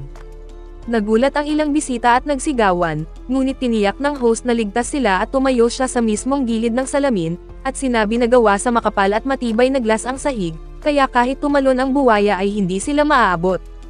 Medyo nakahinga ng maluwag ang mga bisita, ngunit isang mayabang na binata ang nagsabi na masyado raw mabilis ang takbo ng kanilang kasiyahan, at dapat ay nagsimula muna sila sa mas simpleng laro. Ngumiti ang host at sinabing magiging malupit ang party na ito, kaya hindi sila magtitipid para sumaya. Ipinaliwanag niya ang mga patakaran, ang lahat ng kalahok ay kailangang kunin ang gintong kampana na nakalagay sa leeg ng buwaya gamit lamang ang mga sandatang nasa loob ng arena. Sinabi pa niya na hindi sila makakalabas hanggat walang nakakahawak ng kampana, at kinabahan si Wang at napagtanto na hindi siya nandito bilang isang bodyguard kundi bilang isang mandirigma na magsisilbing libangan para sa mayayamang bisita. Gayunpaman, inanunsyo ng host na may naghihintay na gantimpala, ang makatanggap ng napakaraming ginto para sa sinumang makakapanalo sa unang laro. Sa sandaling iyon ay may isang lalaki ang naakit sa premyo at voluntaryong pumasok, na mayroong dalang sibat at kalasag. Tahimik siyang lumapit sa buwaya, at sa huling sandali ay sumigaw siya at umatake, ngunit agad siyang sinalubong ng buwaya at agad siyang nilamon. Habang umiiyak at sumisigaw ang lalaki sa sakit, pinagtawanan lang siya ng mga mayayaman dahil sa kanyang sobrang kumpiyansa, ngunit alam ni Wang na hindi mahina ang lalaking iyon, at sa palagay niya ay may kakaiba sa buwaya. Kinumpirma ng host na ang buwaya ay hindi isang karaniwang hayop kundi isang nilalang na binago sa kanilang laboratorio, at ipinagmalaki pa niya ang kakaibang bilis at lakas nito, at dinagdagan niya ang gantimpala upang akitin ang mga kalahok. Ngunit nang walang naglakas loob na sumali, inutusan ng aroganteng mayaman ang kanyang bodyguard na pumasok. Walang pag-aatubili, sumunod ang kanyang bodyguard at pumasok sa kulungan ng buwaya habang may dalang maraming sibat. Napabuntong hininga si Wang, iniisip kung bakit napakatanga ng mga tao rito dahil hindi nila maintindihan na imposibleng talunin ang buwaya. Biglang may isa pang bodyguard na nagsabi sa kanya kung binasa ba niya ang kontrata bago pumirma, dahil malinaw na nakasulat doon na kung walang magboluntaryo, sila mismo ang pipili ng tao para sumali sa laro. Dahil doon ay nagulat at nagalit si Wang sa kanyang narinig at tinawag itong hindi makatarungan, ngunit tinanong siya ng lalaki kung sa tingin niya ay makakakuha siya ng 3 milyong yuan sa loob ng isang araw sa isang ligtas na trabaho. Lalong nanlumo si Wang, dahil 50,000 lang ang binayad sa kanya, ngunit bigla niyang napansin ang isang lalaking nakatayo sa pangalawang palapag na nagmamasid at mukhang galit ng walang dahilan. Sinabihan siya ng kanyang mga kasamahan na huwag tignan ang lalaki, dahil miyembro ito ng konseho na nagpapanatili ng kaayusan sa ganitong mga pagtitipon. Inilipat ni Wang ang kanyang atensyon pabalik sa arena, kung saan tadtad ng sibat ang buwaya sa bodyguard ng mayamang lalaki. Ginamit ng bodyguard ang bilis at mataas na posisyon upang makaatake, ngunit alam ni Wang na halos wala pang pinsalang natatamo ang buwaya, at kahit kahanga-hanga ang ipinakita niyang kumpiyansa ay tiyak na matatalo siya. Nang sumugod ang bodyguard mula sa itaas upang tapusin ang laban, isang hampas lang ng buntot ng buwaya ang dumurog sa kanya na para siyang naging giniling na karne. Napatigil sa takot ang lahat ng bisita, habang ang mayamang amo ay biglang natahimik na parang wala siyang kinalaman sa nangyari. Sa kabila nito ay natuwa pa ang host, at lalo pa niyang dinagdagan ang gantimpala bago siya muling nagtanong kung mayroon pang gustong magboluntaryo. Kasabay nito, biglang may ibinulong ang isang babae mula sa grupo ni Wang sa tenga ni Peo, at idineklara nito na kung may makakatalo sa buwaya ay gagawin niyang doble ang gantimpala mula sa kanyang sariling bulsa. Ngayon ay mas lalong nahihikayat ang ilang mandirigma, at may isang lalaki pang humingi ng pahintulot sa kanyang amo upang lumaban. Nang pinayagan siya ng kanyang amo, isa pang kasamahan ni Wang na kilala bilang si Gold Poison, ay bigla ring humakbang patungo sa arena. Dahil dalawa na ang voluntaryo, inanunsyo ng host na isa lang ang maaaring humarap sa buwaya at ang idineklarang panalo sa kanilang dalawa. Nagtataka si Wang kung anong klaseng laro iyon, at ipinaliwanag ng babae na maglalaban muna silang dalawa hanggang kamatayan, at ang mananatiling nakatayo ang maaaring lumaban sa buwaya. Matapos niyang marinig iyon, tinawag ito ni Wang na isang walang kwentang laro dahil kahit manalo pa, siguradong wala ng lakas ang manlalaban bago pa makaharap ang buwaya. Ngunit sinabihan siya ng iba at sinabi na huwag niyang maliitin si Gold Poison, at habang tumuntong na sa salaming entablado ang dalawang mandirigma, nangako ang amo ng isang mandirigma na bibigyan siya ng promosyon at bakasyon kapag siya ang nanalo. Dahil sa tuwa ay bigla siyang lumingon sa kanyang amo, at sa mismong sandaling iyon ay kinagat siya ni Gold Poison sa kanyang balikat at sinipsip ang kanyang lakas. Pagkatapos ay bigla itong bumagsak na parang tuyong balat, habang pansamantalang lumakas si Gold Poison, at ipinahayag ng host na siya na ang susunod na makikipaglaban sa buwaya.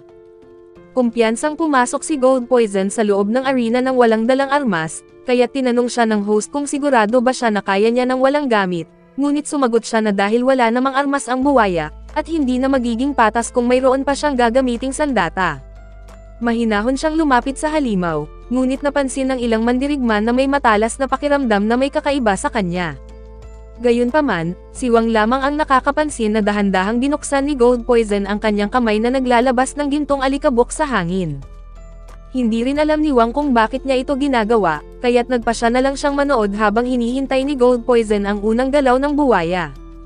Sumugod ang buwaya para patayin siya sa isang atake, ngunit mabilis na tumalon si Gold Poison at tumayo sa ulo nito. Sa ilang sandali, yumuko siya at marahan na hinalikan ang ulo ng buwaya, dahilan para malito ang lahat kung ano ang kanyang binabalak. Pati ang buwaya ay tila kumalma, ngunit bigla na lamang tumalon si Gold Poison, at sa isang iglap ay naputol na lamang ang ulo ng dambuhalang buwaya. Dumagundong ang paligid sa nagkalat na dugo, at ang gintong kampana ay gumulong sa paanan ni Gold Poison. Ngayon ay nagulat ang lahat sa kanilang nasaksihan, at doon ay napagtanto ni Wang na kasing bilis siya ng mga mandirigmang nasa B-rank, at ang kanyang mga pamamaraan ay sadyang misteryoso. Pagkatapos ay pinulot niya ang kampana at naglakad palabas ng may kumpiyansa, at iniabot niya ito sa host, na bagamat dismayado dahil madaling napatay ang buwaya ay nagbigay pugay sa kanya bilang unang kampyon ng gabi. Tinanong siya ng host kung nais ba niyang tanggapin agad ang kanyang gantimpala, ngunit sinabi niya na mas gusto niya na palihim itong iparating sa kanya upang manatiling mababa ang kanyang profile. Tuwang-tuwa si Peo dahil isa sa kanyang mga tao ang nanalo sa unang laban, kaya agad siyang nagtaas ng tagay para rito, ngunit hindi natuwa ang ibang mayayamang bisita. Sa ilang sandali, may isa pang mayabang na nagtanong sa host kung iyon na ba ang pinakamaganda niyang handog, ngunit ngumiti lang ang isinagot ng host, at sinabing nagsisimula pa lang ang kanilang kasiyahan at may mas matindi pang darating. Habang tinanggal ang bangkay ng buwaya mula sa arena, nagsimula na rin ang paghahanda para sa susunod na halimaw. Ang mayabang na lalaki ay nagpahayag na wala nang bago para sa mga veteranong katulad niya, ngunit agad siyang sinagot ng host at sinabing mali siya, at nang unti-unting lumitaw ang susunod na nilalang mula sa ilalim ay agad na kinilabutan si Wang. Alam niya na mapanganib at hindi normal ang hayop na iyon, at ipinagmalaki ng host na pinagsama ng kanilang kumpanya ang pagiging maliksi ng pusa at lakas ng oso upang lumikha ng perpektong mangangaso. Sa sandaling iyon ay lumitaw ang halimaw at buong yabang itong ipinakilala ng host bilang tawo, na ang kanilang obra maestra. Nagkagulo ang mga bisita sa nakita nilang nilalang, at maging si Wang ay napaisip kung sinong baliw ang nakaisip gumawa ng ganoong klaseng halimaw. Idinagdag pa ng host na wala nang mas malakas kay Tao at ang pinaka nakakakilabot dito ay ang sobrang kalupitan nito, dahil tuwang-tuwa itong pinupunit ang sinumang nabibiktima, at sa mismong sandaling iyon ay nilapa ng halimaw ang mga lalaking naglabas nito mula sa kulungan. Agad na nagtanong ang host kung sino ang handang lumaban, ngunit walang nagboluntaryo. Gayunpaman, ramdam ni Wang ang bigat ng sitwasyon, lalo na't may kutob siya na may isang tao sa lugar na ito na mas delikado pa kaysa sa halimaw, at tila may nagbabalak maghasik ng kaguluhan at siya lamang ang nakakapansin nito. Maya-maya, isang bisita ang nagutos sa kanyang mandirigma na pumasok sa arena at harapin ang halimaw. Subalit sa halip na harapin ang mandirigma, biglang tumalon ang halimaw at buong puwersang sumalakay sa bulletproof glass at hindi sa kalaban. Nagdulot ito ng matinding takot sa mga panauhin, dahil baka mabasag ng halimaw ang salamin at paslangin sila. Dahil doon ay nagtakbuhan sila palabas ng silid habang pilit namang pinapakalma ng host ang lahat, sinasabi na matibay ang salamin at hindi madaling sirain, ngunit tila napahiya siya, dahil sa tuloy-tuloy na pag-atake ng halimaw ay malapit nang mawasak ang salamin. Sa kabilang banda, nagalit ang isang mandirigma dahil hindi siya pinapansin ng halimaw, kaya inatake niya ito mula sa likuran, ngunit napakabilis ng halimaw at agad siyang lumitaw mula sa likod at tinapos ang mandirigma sa isang malakas na hampas. Kinuha pa nito ang espada at hinampas ang sahig na gawa sa matibay na salamin, ngunit mas lumalaki na ang butas ng salamin sa bawat tama, at nagsimula ng matakot ang host at tinawag ang mga gwardya para panatilihin ang seguridad. Doon napagtanto ni Wang na si Gold Poison ang may pakana ng lahat, ngunit hindi ito napansin ng iba, pero gamit ang kanyang kakaibang pandama ay naobserbahan niya ang paglagay nito ng gintong alikabok sa loob ng kulungan. Sa umpisa ay inakala ni Wang na para iyon sa buwaya, ngunit ngayon ay malinaw na para sa kanya na tulungan ang halimaw na makawala. Hindi nagtagal ay nawasak ang salamin at kumalat ang kaguluhan sa buong bulwagan, at bumagsak ang trapdoor sa ilalim ng halimaw, at sa sobrang takot ay iniutos ng host sa kanyang mga tauhan na hulihin ito. Gayunpaman ay tumakbo sila dahil para sa kanila ay hindi mahalaga ang kanilang bayad kapalit ng kanilang buhay, at tumalon ang halimaw patungo sa host, pero sa huling sandali ay dumating ang lalaking may bandana at tinadyakan ang halimaw palayo. Nagpasalamat ang host kay Murong at agad na tumakas sa ligtas na lugar, hiningi niya ang pahintulot na bigyan ng baril ang kanyang mga gwardya, ngunit tumanggi si Murong at sinabi na lalo itong magdudulot ng malaking problema sa sitwasyon. Ang ilang natirang panauhin ay halos mamatay sa takot, ngunit inisip ni Wang na ito ang tamang pagkakataon para lapitan ang batang mayabang na konektado kay Lao. Ngunit nang lumapit siya ay biglang dumating ang ibang mandirigma mula sa samahan ng tagapangalaga ng kaayusan, at pinigilan siya ng isa sa kanila at sinabing sila na ang bahala sa halimaw, at ang lahat ay dapat manatiling mahinahon sa kanilang upuan, ngunit nagkukunwaring sumang-ayon si Wang at umalis. Maya-maya, isang malaking tao ang dumating na may takip ang mata at biglang pinaslang ang halimaw sa isang iglap, at ipinaalam ng kanyang kasama sa mga panauhin na ligtas na sila at maaari nang ipagpatuloy ang kasiyahan. Nabigla si Wang, dahil inakala niya na mas maingat na plano ang gagawin ng utak ng lahat ng ito, ngunit bigla niyang napansin na nawawala ang babaeng may dalang espada sa kanyang grupo. Habang naaabala ang lahat sa kaguluhan, inatake ng babae ang isang grupo ng mga gwardyang nagbabantay at tahimik na pumasok sa mansyon. Gumamit siya ng espesyal na aparato upang patayin ang mga kamera at ibang seguridad, kaya't nakakagalaw siya ng hindi natutunton. Gayunpaman, napansin ng ibang mga gwardya ang pagkasira ng kanilang mga monitor, ngunit huli na sila dahil nakababa na ang babae sa pinakailalim na palapag ng gusali. Isinuot niya ang isang gloves na may peking fingerprint at ginamit ito para mabuksan ang isang lihim na silid sa dulo ng lagusan. Sa kasamaang palad para sa dalaga, inasahan na ng pinuno ng mga gwardya na may susubok na pumasok, kaya't nakapwesto na ito upang salubungin siya. Agad na kinuha ng dalaga ang kanyang espada habang dumarating ang iba pang gwardya upang sumuporta sa kanilang kasama, ngunit wala man lang nakapansin na nakarating na rin si Wang sa lugar. Hinarap ng dalaga ang pinuno ng mga gwardya na isa sa mga tagapangalaga ng kaayusan, na mas malakas at mas bihasa kaysa sa kanya, at madali nitong napigilan ang lahat ng kanyang mga atake at sinira ang kanyang sombrero na parang pang-aasar. Kasabay nito, isang gwardya ang palihim na lumapit mula sa kanyang likuran na nakatutok na ang baril. Napansin niya ito at bago pa siya tamaan ay sinipa niya ang baril upang mahulog, saka tinamaan ng malakas na sipa ang gwardya at binato ito sa isa pang gwardya na susubok pa lang siyang barilin. Pareho silang bumagsak, ngunit nakalimutan ng dalaga ang kanilang leader na noon ay naghihintay lamang ng pagkakataon. Bigla itong sumugod at tinanong ang dalaga kung wala bang nagturo sa kanya na huwag tumalikod sa kalaban, ngunit bago pa siya tamaan, tinulungan siya ni Wang at hinawakan ang kamay ng lalaki. Sinabi pa ni Wang na masama ang ugali ng umaatake mula sa likod, subalit tinanggihan siya ng dalaga at iginiit na kaya niyang lumaban ng mag-isa. Galit niyang tinanong kung bakit siya nandoon, at pabirong sagot ni Wang ay naligaw siya habang naghahanap ng banyo. Naiinis ang gwardya sa kanilang usapan kaya tinangka niyang suntukin si Wang gamit ang isa pang kamay, ngunit agad itong nasalo ni Wang at pinatulog niya ang gwardya. Tinawag pa niyang baliw ang isang C-rank na nagpapanggap na makapangyarihan, dahilan para magulat ang dalaga, at itinutok niya ang espada kay Wang at tinanong kung kaibigan ba siya o kalaban. Sumagot si Wang na siya ang kanyang bodyguard, at doon niya ibinunyag na si Peo ay nagpapanggap lamang at ang dalaga mismo ang kanyang tunay na pinoprotektahan. Alam din ni Wang na may misyon ito na makapasok sa isang lihim na pasilidad sa gusali, kaya't nabigla ang dalaga at tinanong kung paano niya nalaman. Ipinaliwanag ni Wang na nakita niyang si Peo ay nakatayo sa harap ng dalaga noong nakawala ang halimaw mula sa arena, na hindi lohikal dahil ang kanilang boss ang dapat protektahan. Dahil dito, naunawaan niya na ang dalaga ang totoong target na dapat bantayan, ngunit sinabi ng dalaga na huli na ang lahat, dahil siguradong nakapagsumbong na ang mga gwardya at darating na ang mga tagapagpanatili ng kapayapaan sa loob ng 2 minuto. Para kay Wang, sapat na ang oras na iyon upang matapos ang anumang misyon ng dalaga, kaya't pumasok siya sa silid ng kayamanan, at napilitan siyang sundan ng dalaga ngunit wala silang nakita roon. Hinala ng dalaga na itinago ng host ang kayamanan sa lugar na hindi maaabot ng sino man, ngunit nagtiwala si Wang na kaya niyang hanapin ito, at nangako siya na kukunin niya ang kayamanan para sa kanya kapalit ng plano ng pagtakas. Biglang nakaramdam si Wang ng panganib at agad niyang hinila ang dalaga palayo sa bungad ng pinto, at eksakto namang nagsimulang paputukan sila ng mga gwardya, at dumating na ang 3 tagapangalaga ng kapayapaan at sinabihan silang lumabas bago sila masaktan. Nagpa siya ang dalaga na maghagis ng pampasabog upang mabulag ang mga ito, ngunit inasahan na iyon ni Wang, kinuha niya ang baseball bat mula sa kanyang imbakan at pinalo pabalik ang granada sa kanila.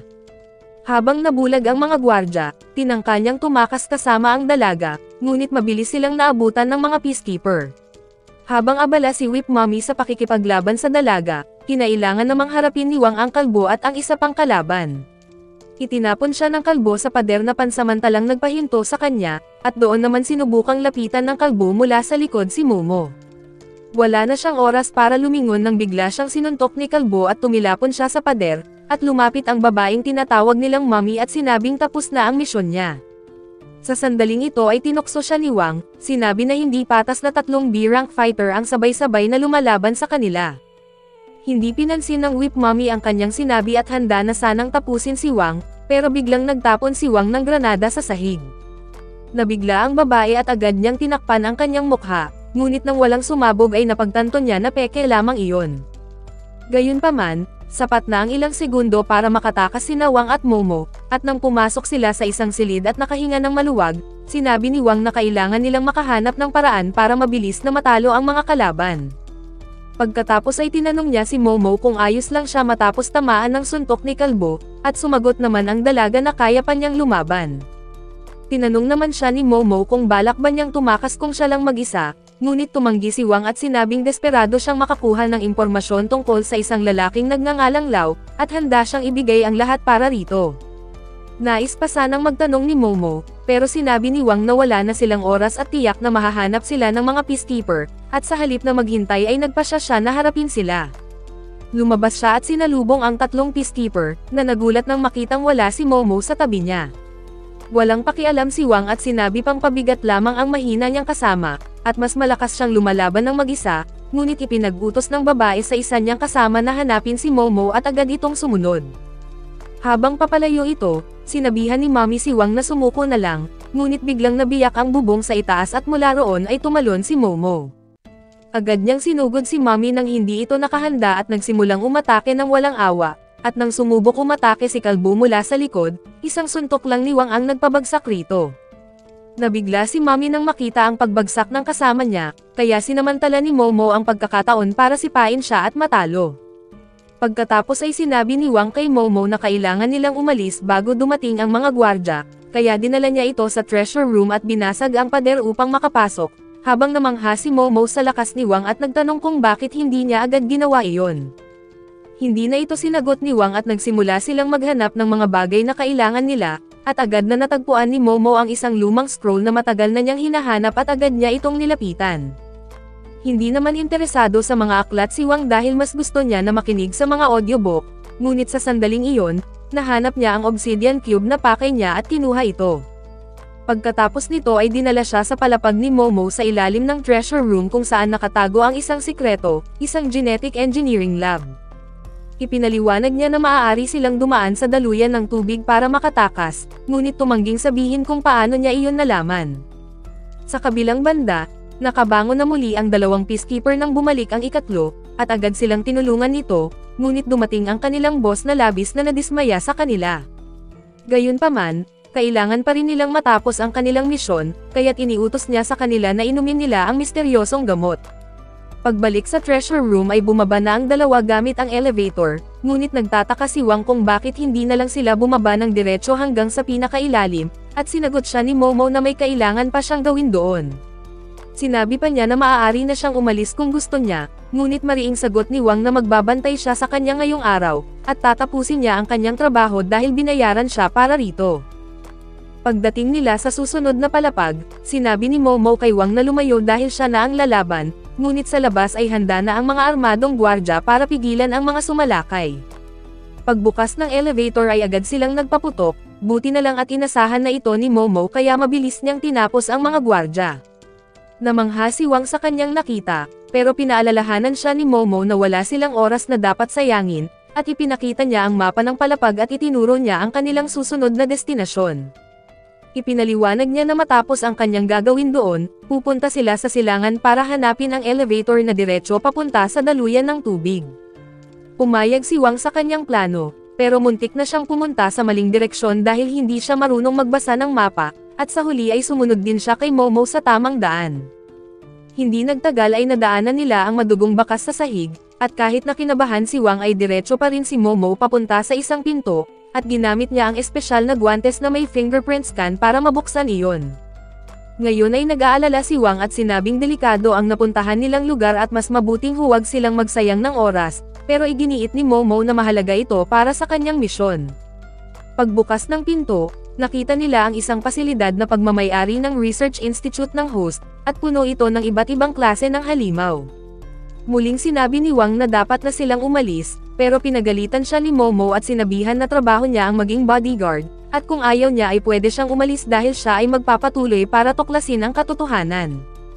Habang naglalakad sila sa loob, nagtanong si Wang kung ano ba talaga ang lugar na ito, at ipinaliwanag ni Momo na ang institute ay gumagawa ng eksperimento para baguhin ang mga nilalang at gawing pinakamalakas na sandatang biolohikal. Sinabi pa niya na nagpapanggap na Diyos ang mga siyentipiko doon, hindi iniintindi ang panganib ng kanilang ginagawa dahil wala silang tiwala sa sangkatauhan. Pagkatapos ay binuksan ni Momo ang isa pang pinto, at lumitaw ang isang silid na may mga higanteng aparato na naglalaman ng iba't ibang nilalang, at isang siyentipiko ang lumapit at binati si Momo at ipinahayag na hinihintay na siya ng propesor. Pagdating ng matandang propesor, parang matagal na silang magkakilala, at tinanong nito kung sino ang kasama niya. Diretsahang sinabi ni Momo na huwag na silang magpaligoy-ligoy, at hiningi ang gamot na ipinangako sa kanya, ngunit tumawa ang propesor at sinabing ibibigay niya ang gamot kung ibibigay ni Momo ang kayamanang nakuha niya mula sa vault. Nang naguluhan si Wang ay ipinaliwanag ng propesor na may kasunduan silang dalawa ni Momo, at sumang-ayon si Momo na ibigay ang kayamanan, pero kailangan munang patunayan ng propesor na totoo at epektibo ang gamot. Ipinagmamalaki ng matanda na ang mga order keepers, na dati ay mga ordinaryong tao lamang, ay lumakas dahil sa kanyang pananaliksik. Umabot daw ng 75% ang pagkakataon na magtagumpay ang paghahalo ng DNA ng iba't ibang organismo, pero pinatigil siya ng host upang gawin na lang itong sandata para sa militar, ngunit naiinis ang propesor dahil naniniwala siyang ang eksperimento sa tao ang tunay na rurok ng teknolohiya. Nang marinig ito, nagalit si Wang sa ideya na ginagamit ng matanda ang mga tao bilang eksperimento, ngunit sa totoo lang ay wala rin naman siyang pakialam. Sinabi ng propesor na 5% na lang at malapit na niyang matuklasan ang paraan para gawing higit pa ang mga tao, At hindi lang raw ito magbibigay ng pambihirang lakas, kundi magiging susi rin upang matuklasan ang lunas sa lahat ng kilalang sakit. Ipinagmamalaki pa niya na maraming siyentipiko ang nagsasaliksik tungkol dito, ngunit wala raw ni isa sa kanila ang kasing talino niya. Hindi na kinaya ni Momo ang kanyang kayabangan, kaya agad niya itong sinunggaban at tinulak sa isa sa kanyang proyekto, sabay tanong kung nasaan ang gamot na makapagliligtas sa kanyang lolo. Sinabi ng propesor na wala pa siyang gamot ngayon, pero kung ibibigay sa kanya ang kayamanan, maaari siyang makakuha ng pondo para ipagpatuloy ang kanyang eksperimento, at nangako siya na kaunting pag-aaral na lang ang kailangan upang makagawa siya ng gamot para sa anumang sakit. Gayunpaman ay hindi na siya pinakinggan ni Momo, at galit niyang binugbog ang matanda, tinawag itong bastos na manloloko na naglalaro sa buhay ng mga tao. Tinawag niya itong walang silbi dahil kahit ang dami nitong ginawang kasamaan, wala pa rin itong naidulot na mabuti, at itinaas na niya ang kanyang espada para wakasan ang matanda, ngunit bigla siyang tinutukan ng baril ng kasama nito at pinatigil. Dahil doon ay sandali siyang umatras, ngunit nang hamakin siya ng babae at sabihin na ang kanilang pananaliksik ang pinakadakilang bagay sa mundo na hindi niya mauunawaan, agad niya ring binugbog ito. Pagkatapos ay inalipusta niya silang dalawa, na para bang wala siyang intensyon na makipagkasunduan sa kanila, at hiniling niya kay Wang na tulungan siya na wasakin ang kanilang laboratorio. Ngunit sa sandaling iyon, bigla namang nakaramdam ng kakaiba si Wang nang magsalita ang cube, at bago pa siya makapagsalita ay bigla na lang siyang na-teleport sa space room. Nagulat si Momo na bigla itong nawala, ngunit nang nagpasya siyang ipagpatuloy ang laban mag-isa, nakiusap ang propesor na huwag sirain ang laboratorio dahil bunga raw iyon ng mahabang panahon ng pananaliksik. Subalit malamig siyang sinagot ni Momo na mamatay siya kasama nito, at sa kabilang banda ay napunta si Wang sa loob ng space room, kung saan muling nagsalita ang cube matapos makuha ang enerhiya mula sa obsidian cube. Laking tuwa ni Wang na muli niya itong narinig, at nadiskubre niyang lumaki na ang loob ng space room. Ipinaliwanag ng cube na kaya na niyang mag-teleport ng 2 beses bawat minuto, at umabot na rin sa 30 metro ang kanyang saklaw. Bukod pa dito, kaya na rin niyang magdala ng gamit na doble sa bigat niya habang nagte-teleport, at lumakas din ang kanyang super sense. Ipinakilala rin ng cube ang bago niyang kasanayan na tinatawag na Divine Bestowal, na nagbibigay ng kakayahan sa kanya na ilipat ang lakas mula sa gemstone papunta sa iba, at hindi lang sa sarili niya. Kasabay nito, sinimulan siyang ilabas ng cube sa pamamagitan ng teleportation, ngunit nahihirapan siyang mapanatili ang kanyang balanse. Habang nangyayari ito, pinalaya naman ni Momo ang mga nilalang na nakakulong sa silid-imbakan ng laboratorio, at sa parehong sandali, dumating ang 3 peacekeeper na naghahanap sa kanya. Bigla na lang silang sinalakay ng mga paniki, dahilan para magpanik ang lahat, ngunit dahil sa kakaibang gamot na binigay ng kanilang master kanina, nagkaroon ng kakayahang gumamit ng apoy ang kasama nilang peacekeeper at sinunog niya ang mga paniki. Samantala, ang Mommy Milker ay labis na nagiging balisa at laging handa, habang ang kalbo naman ay tuluyan ng nawalan ng katinoan kapalit ng mas malakas na kapangyarihan. Mayabang na sinabi ng lalaki na kaya niyang patayin ang kahit anong halimaw gamit ang bago niyang lakas, at nang inaya ang lahat na sumunod sa kanya, may biglang tumalon na halimaw mula sa itaas. Sa ilang sandali, isang hybrid na butiki at mukhang aso ang lumitaw, at nang hindi na siya nakagalaw ay agad siyang pinatay ng halimaw. Nang nagpaputok ang mga gwardya ay tumalbog lang ang mga bala sa makapal nitong balat, at pagkatapos na tumalon ang kakaibang nilalang sa pader, sa kanya inatake ang mga gwardya at tinangkang patayin sila. Ngunit agad na pinigilan ng babae ang halimaw gamit ang kanyang sandata, at hinila niya ito papalapit sa kanya, saka naman sinugod ni Kalbo at tinamaan ito ng buong lakas na nag-iwan ng malaking butas sa katawan ng halimaw. Sa kabila nito, napunta si Momo sa isang hindi kilalang lugar at nagtataka kung mali ba ang mapa na hawak niya, at may biglang umatake sa kanya mula sa likuran. Sa kabutihang palad, dahil sa bilis ng kanyang galaw ay napigilan niya ang atake, at nadiskubre niya na ang umatake sa kanya ay ang 2 tagapagbantay ng konseho. Ngayon ay napansin niya na may kaunting pinsala ang mga ito matapos lumaban sa mga halimaw, kaya tinukso niya sila, sinasabing inakala niya na mas mahihirapan pa siya na labanan sila. Nagalit ang babae dahil sa kanyang narinig at agad siyang umatake, ngunit hinarang ni Momo ang lahat ng kanyang atake at nang lumapit siya para lumaban pabalik, biglang naglabas ng kutsilyo ang babae at nakipaglaban ng pantay sa kanya. Habang nagpapalitan sila ng mga matitinding atake nang walang nakakatama ng seryosong pinsala, biglang naipit ng lubid ang braso ni Momo at ginamitan siya ng kuryente para pansamantalang maparalisa. Sa utos ng babae, sumugod si kalbo at tinamaan si Momo ng isang malakas na suntok. Gayunpaman, nagawa pa ring tumayo ni Momo mula sa ataking iyon, at pagkatapos noon ay hinampas siya ng babae sa lupa gamit ang kanyang lubid. Lumapit si kalbo para tapusin na siya, ngunit pinilit pa rin ni Momo na bumangon dahil sa tingin niya ay hindi pa natapos ang kanyang misyon. Sinabi ng babae na kahit ano pa ang dahilan ni Momo ay wala na siyang magagawa, ngunit nagpasalamat pa rin siya sa kanya dahil sa pagpaslang sa propesor na naging dahilan ng kanilang pagdurusa. Ikinwento niya na kinuha sila ng propesor noong bata pa sila at ginawang mga biktima ng kanyang eksperimento, ngunit sinabi ni Momo na kahit gaano kasama ang kanilang nakaraan, hindi iyon maaaring maging dahilan para gumawa sila ng masama. Pero hindi ito pinakinggan ng babae at nagpasya siyang tapusin na si Momo, at inutusan niya si kalbo na patayin ito, ngunit biglang huminto ang oras sa loob ng isang iglap at biglang dumating pabalik si Wang sa mundo. Ang lakas ng enerhiya mula sa kanyang pag-teleport ay sapat para tumilapon si kalbo palayo, at napatulala ang babae sa kanyang nakita dahil hindi niya alam kung ano ang nangyayari. Pagkatapos ay dahan-dahang bumaba si Wang na nagliliwanag ang kanyang katawan sa sobrang enerhiya, at napagtanto niya na dumating siya sa tamang oras. Natuwa si Momo sa kanyang pagdating, pero agad niya itong binugbog dahil iniwan siya nito kanina, ngunit sa kabila nito ay napansin ni Wang ang mga halimaw na paparating at sinabihan niya ang babae na lumingon. Pagharap ng babae, nakita niya ang dalawang lizard monster na paparating at napasigaw siya sa takot, habang hinawakan ni Wang ang braso ni Momo at nagpaalam sa babae bago sila biglang naglaho. Ngayon ay nataranta ang babae sa kanyang nakita, at agad siyang inatake ng dalawang halimaw. Sa ilang sandali, nakarating sina Wang at Momo sa mga imburnal, at tinanong ni Momo kung paano niya nagawa iyon, ngunit sinagot siya ni Wang na sekreto lang ang tungkol rito. Sinabi rin niya na kailangan na nilang tumakas, at agad namang pumayag si Momo, sabay pangako na bibigyan niya ito ng special bonus kapag ligtas na silang nakarating sa kanyang bahay. Ngunit bago pa sila makaalis ay dumating ang pinuno ng mga tagapagbantay ng konseho, at sinabing hindi sila makakaalis sa lugar na ito.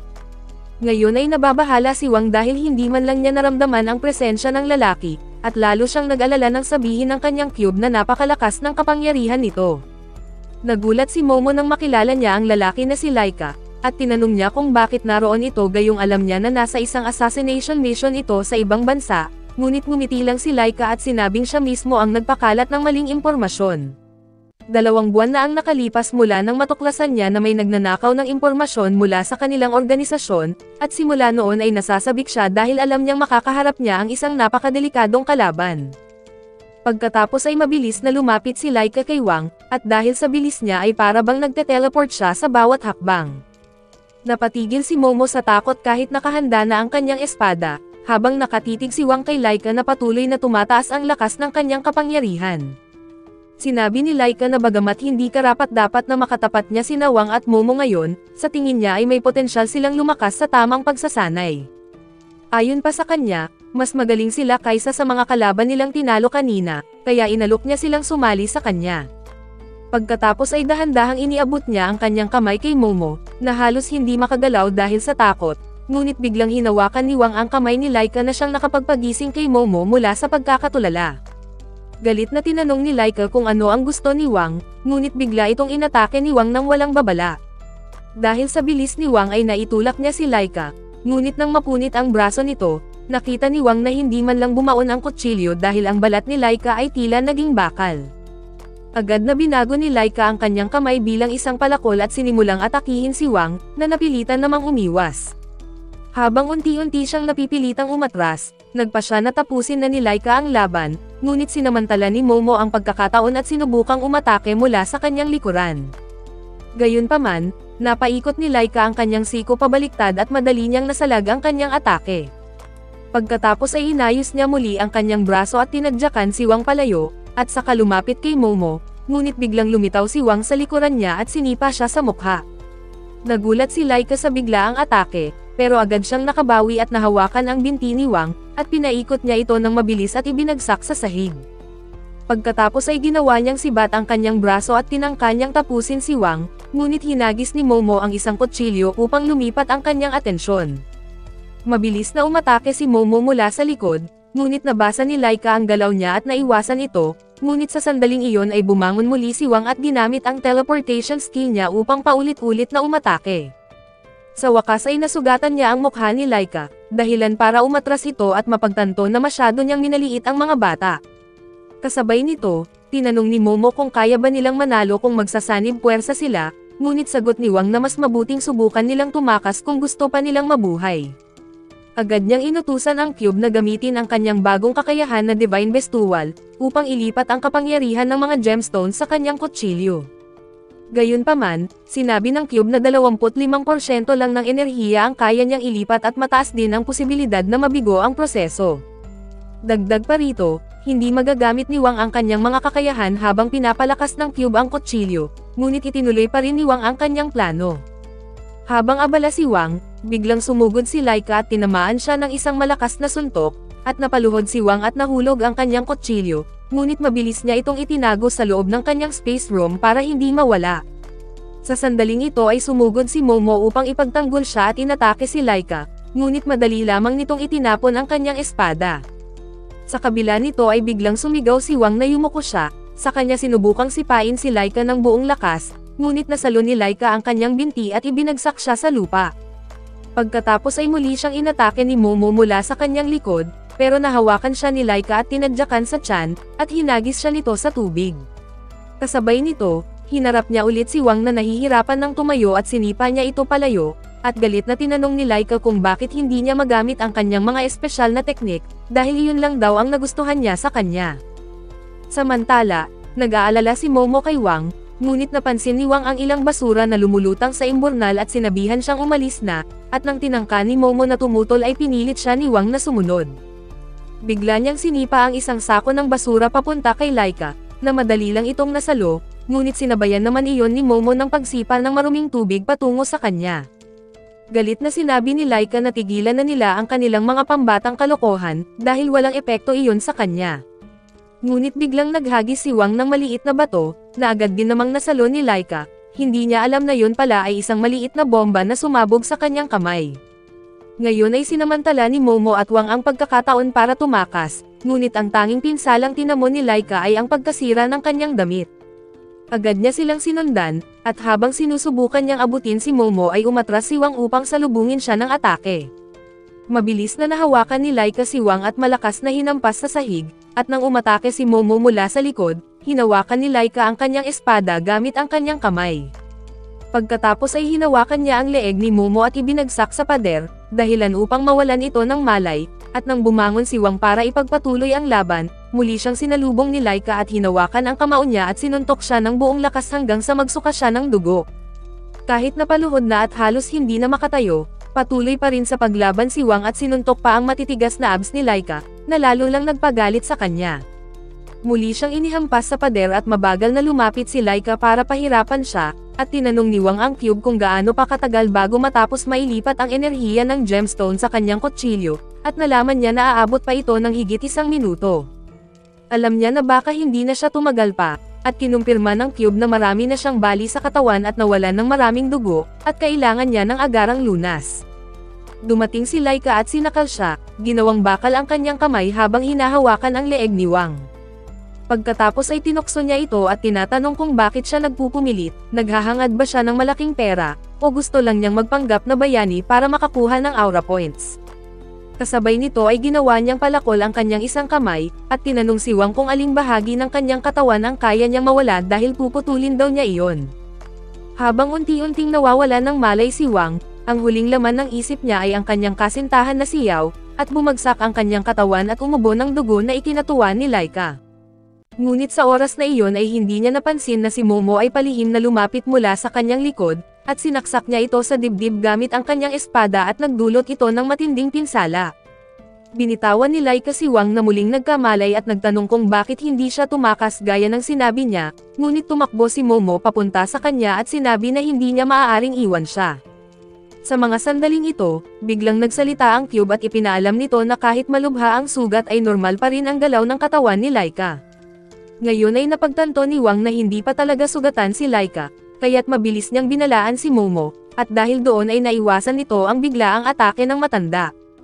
Mabilis na hinarang ni Momo ang sunod-sunod na atake ni Laika at nakalayo, ngunit agad siyang tinamaan ng energy blast mula sa palad nito at natumba.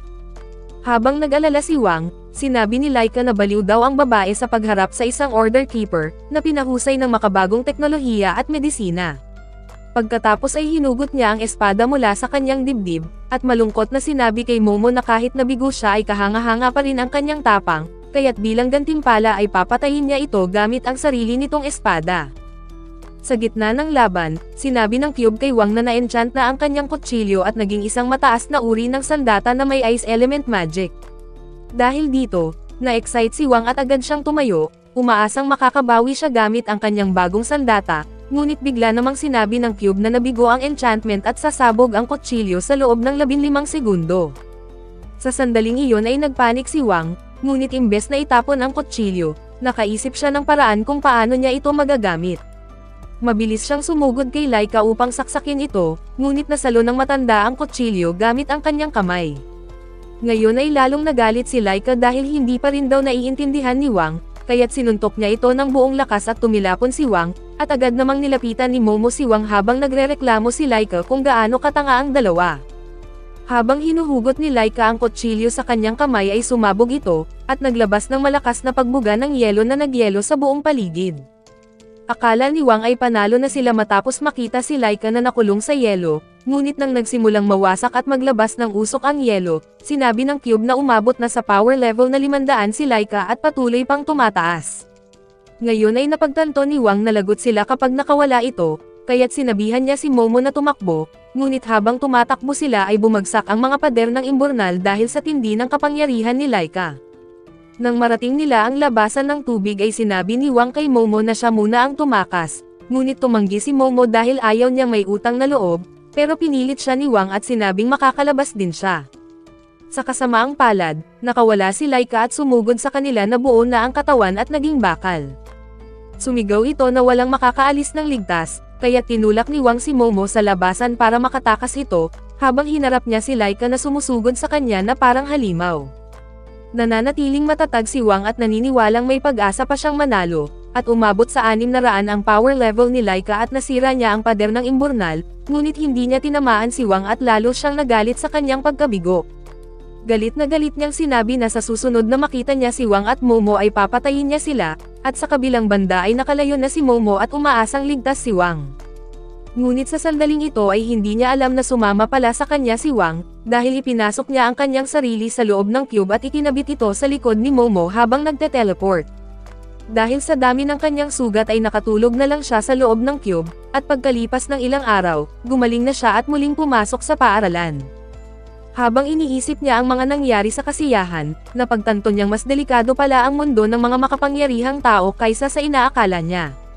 Gayunpaman, kahit nalagay ang kanyang buhay sa panganib, wala pa rin siyang alam tungkol kina Yao at Jin, at iniisip niya kung ano ang susunod niyang gagawin.